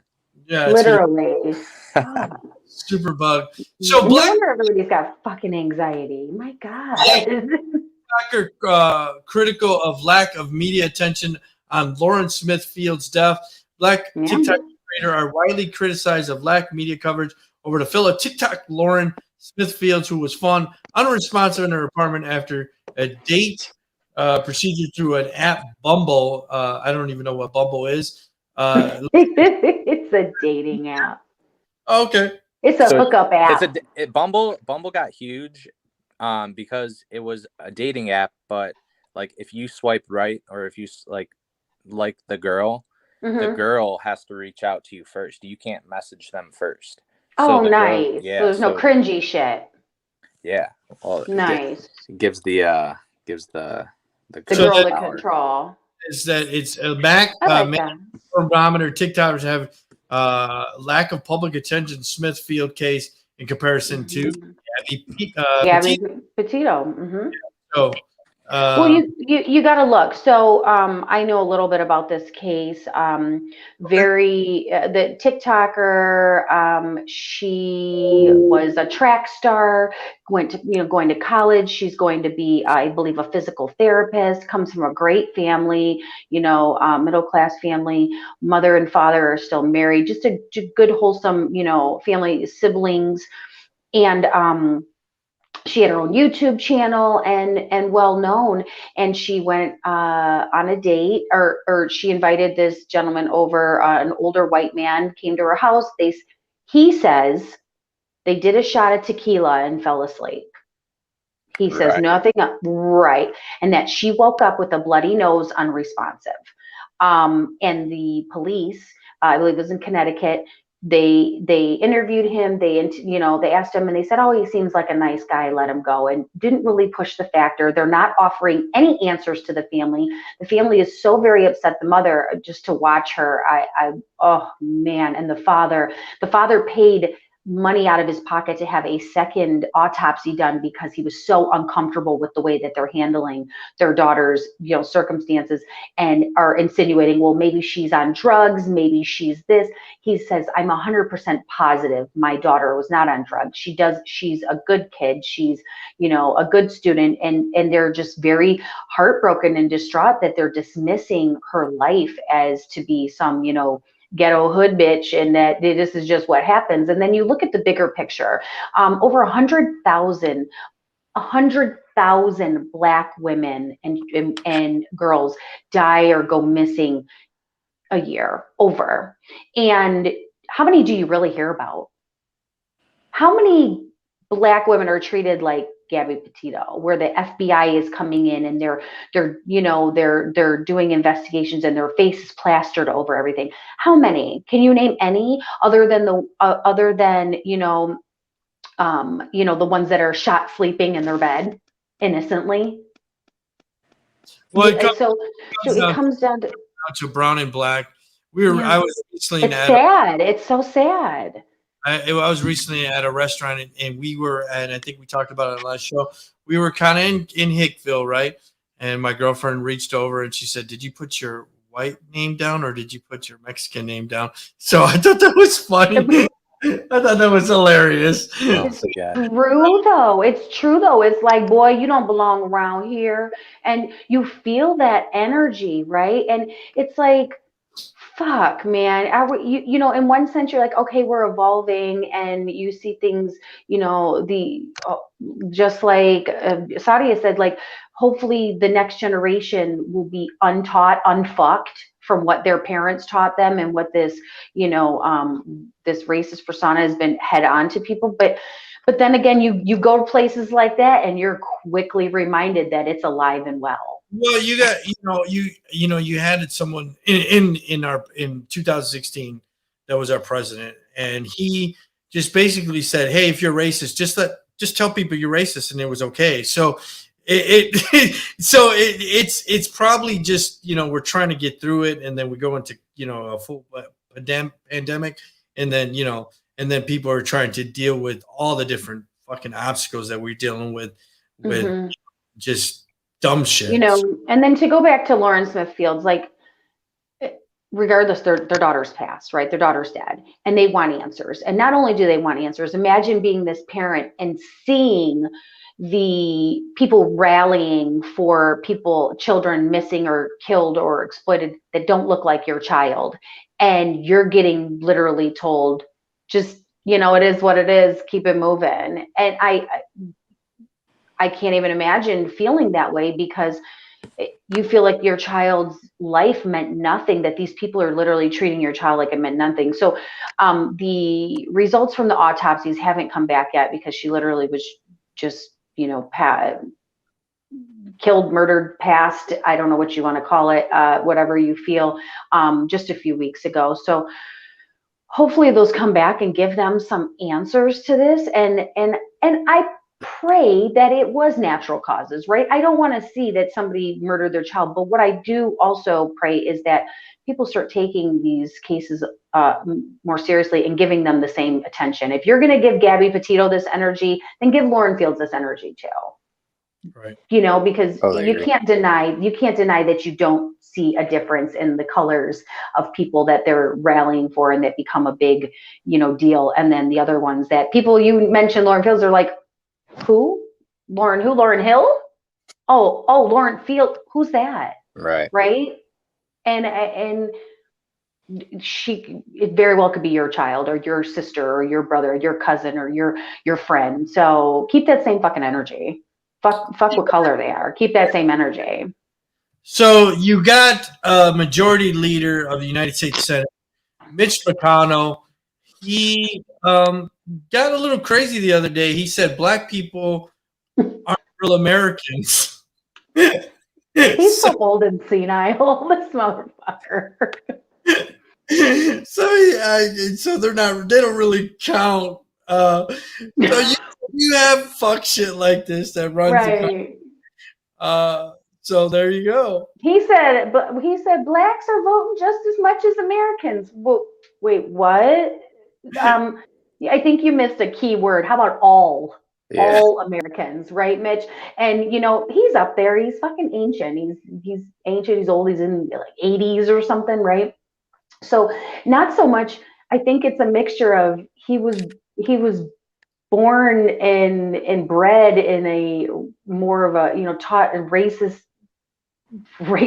blackish fucking things to say, but everything he says is fucking outdated too. It's like, all right, bro, we need you to come into 2022. So of course black people are gonna be like, wait, did he just fucking say we're not American? Like, what the fuck? What is going on? Mitch, you dropped the ball on that one, buddy. I was totally fuck shit. We'll stay in the right. Republican Congress leader warns Russia will invade Ukraine in the next month. We talked about this in the other, maybe a couple podcasts ago. I got to be honest, with this pandemic, COVID, I think we should stay out of other countries, because we don't need another war right now. We don't need to be fighting with Putin. I ain't ready. Like, motherfucker, we ain't ready for this. No, stop. Deal with their shit. I mean, I know that they got to go out and protect. We have always been the big brother on the block, but sometimes I just think that we just need let it go. Let it fucking go. You know what I mean? Motherfucker, we tired. Let it go. There's too much going on with everything. I swear that. Right. It's like, send in the superbug. Let the superbug handle it. Yes. So I know there was devastating things that happened December 31st. I know my ex-wife reached out to me and she said, Where's my federal tax child credit? And I said, I don't know. So families are in distress after the first month without the expanded child tax credit. Had Congress renew the expanded child credit at the end of January 31st, there's a family, Jen Cousins would have received $1,000 from the government on January 14th. So there's a lot of families that were counting on that money. And I know they pulled this money because they had to make a deciding factor of this, whether to renew this child credit. Do you think this is valid, that there's people, Mark, that people are suffering without this tax credit? I mean, like, this lady got $1,000. That means she got 4 kids, a 4-kid family. You get $1,000. Yeah, I mean, so I'm kind of on the other side of things where, and I might get criticized for this, but $1,000 is a lot of money, but workplaces and businesses are begging people to work. Like, there is no reason you can't wake up tomorrow if you don't have a job and say, all right, I'm going to go get a job, and boom, you have money in your pocket. They're offering bonuses. They're begging people to work. So, like, I don't think that tax credit of $1,000 should make or break families. I get it that there's families that are struggling and whatever else, but I'm also a firm believer that don't sit and rely on the government to give you money to, like, support your livelihood. You can go it doesn't matter whether you were born rich, poor, or whatever else. You have your own ability. Everyone has the same opportunity to go out there, whether it's McDonald's or whether it's, a real estate agent. You have the same opportunity to make some money out there right now. People are begging for it. Businesses are begging for workers. So Okay, I'm had 2 children. Yeah. I'm kind of in the middle. So yes, businesses are begging, right? I'm currently looking for another job. I put out probably 25 to 30 applications in the past month and have gotten 1 call back. Why? You're begging for people to come, but I got 1 call back, and I'm overqualified for a lot of these things. I'm overqualified. I have all the qualifications. I'm tweaking my resume per place I apply, right? I'm very strategic about it. So why is it that I've gotten 1 call back? Like, is it that many applicants that I'm short to the party, right? I'm late to the party. Is it that, like, I have notifications sent on my phone. I've got all these different things lined up. I'm calling, I'm being proactive, I'm popping up, I'm showing up, I'm looking at what their staff looks like, and I'm doing myself to look like that when I go, right? Of all these different things, and I'm not understanding it. I am on your side when I say that you definitely should not rely on the government. I do believe also that you should not rely on the government. You have an opportunity to get out there and make money. And with the pandemic, even though it created a lot of fucking chaos in the work field, it also opened the doors to be creative on other means of making money.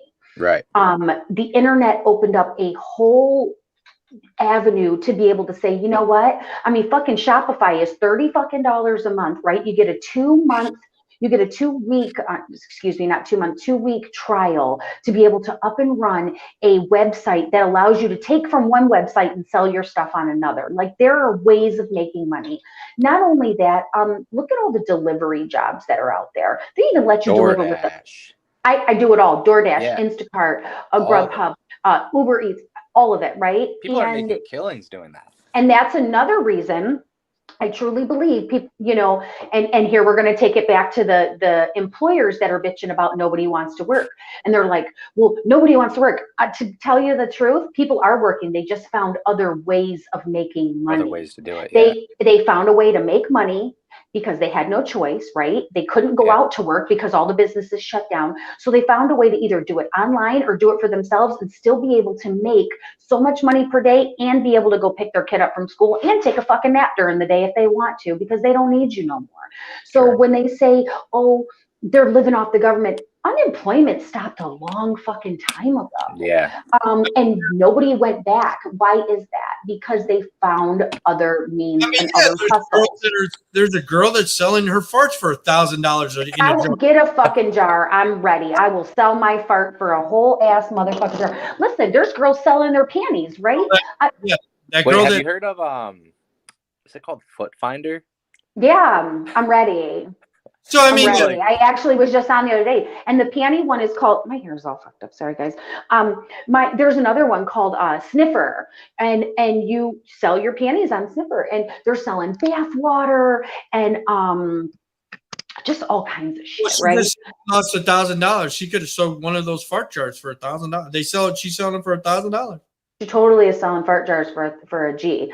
So back to the original, conversation. I do think that those, we're looking at mostly mothers with children, and they were dependent on this. And I understand that maybe they got a little too comfortable, right? They didn't look at it as extra income. They looked at it as income that was going to continuously come in. And whatever way you got there, maybe they lost their job. Maybe their kids have to be homeschooled. Yeah. I'm not knocking saying that you couldn't depend on this at some point, because we are all in the same water, but we're not in the same boat. And we have to also remember that when we offer, when we extend our views, we have to also offer it with grace, because absolutely. What opportunity you may have, Susie next door with 4 kids whose husband is a fuck shit, and she got out of an abusive relationship, and now 3 of her kids have to be homeschooled, and she's trying to handle a job because, let's face it, rent and expenses have all gone up. It's not cheap. She probably needed that, right? So my heart does go out to them, and maybe there should have been a more of a warning, or like a weaning, right? Okay, so it's 1,000. Now we're going to break it down to, you're only going to get 800. Now you're going to break it down to 700, because that's a whammy for a single mother or somebody who didn't ask to be put in the position that they're in. But so it's like, even though you're put in this position, pick yourself up by your bootstraps and figure something out. The pandemic did allow people to find other means of making income. And I think that's another reason why there's so many openings left, because why TikTok. would I mean, you can have no job and just start making TikTok videos. And, literally, I saw a woman who was teaching people on TikTok how to make like different foods, right? She's making Indian fried bread. She's doing all these different things. There's people teaching others how to do keto. There's just, it really opened that door for the people, for the internet to be the lead job provider. And it's only going to continue. Like, it's not going to stop. It's not like, okay, well, now that people are going back to work, and then I'm seeing here a comment that says, what about the people who scheduled an interview and then don't show up? I don't know. I think, again, it's so, I don't know. It says those are the people who are reporting to unemployment that they are looking but can't find a job. Well, yeah, there's definitely going to be some scammers. I'm not saying that not everybody's scamming. There's definitely going to be some scammers, and I think that also goes in hand with the unknown that's been going on, right? So you don't know what's happening. So by any means possible, I'm going to get that bread. I'm going to get my bag. So if that means I got to lie to Peter to pay Paul, or I got to tell employment that I scheduled all these these interviews and then just not show up, right? I'm going to collect that check. There's going to be scammers. There's going to be this. And it's, again, we're all in the same water, but not in the same boat. So there's that. That's all. I need a drink after that. Fuck. That's all I got. Mark, I know you're new to the show on Saturday.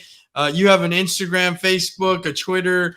You have TikTok. It's. They find Mark with the C from the 313. Yes, sir.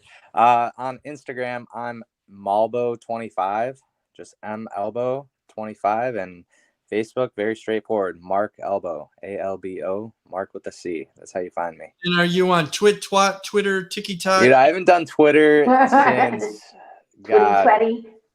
since 2014, 2013. I'm trying. I got one, but it's a lot. I never got too into Twitter. I mean, my thoughts.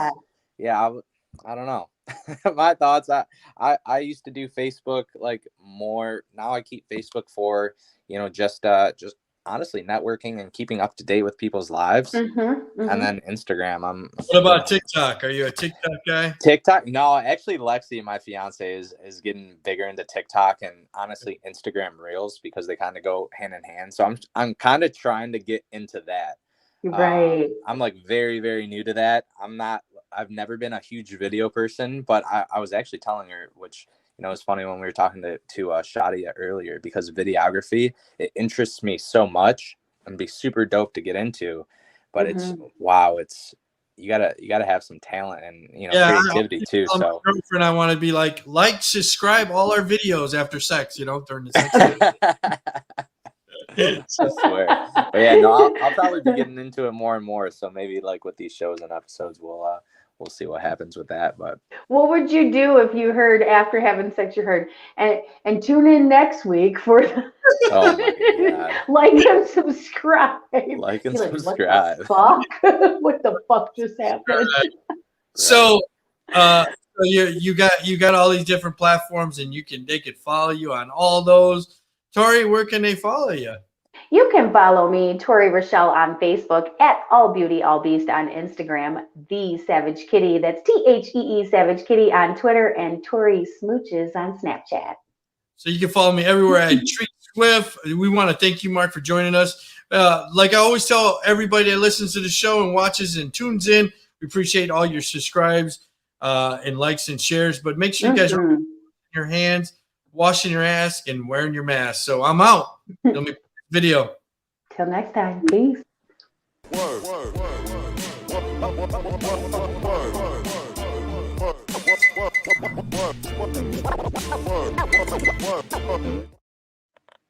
He's out.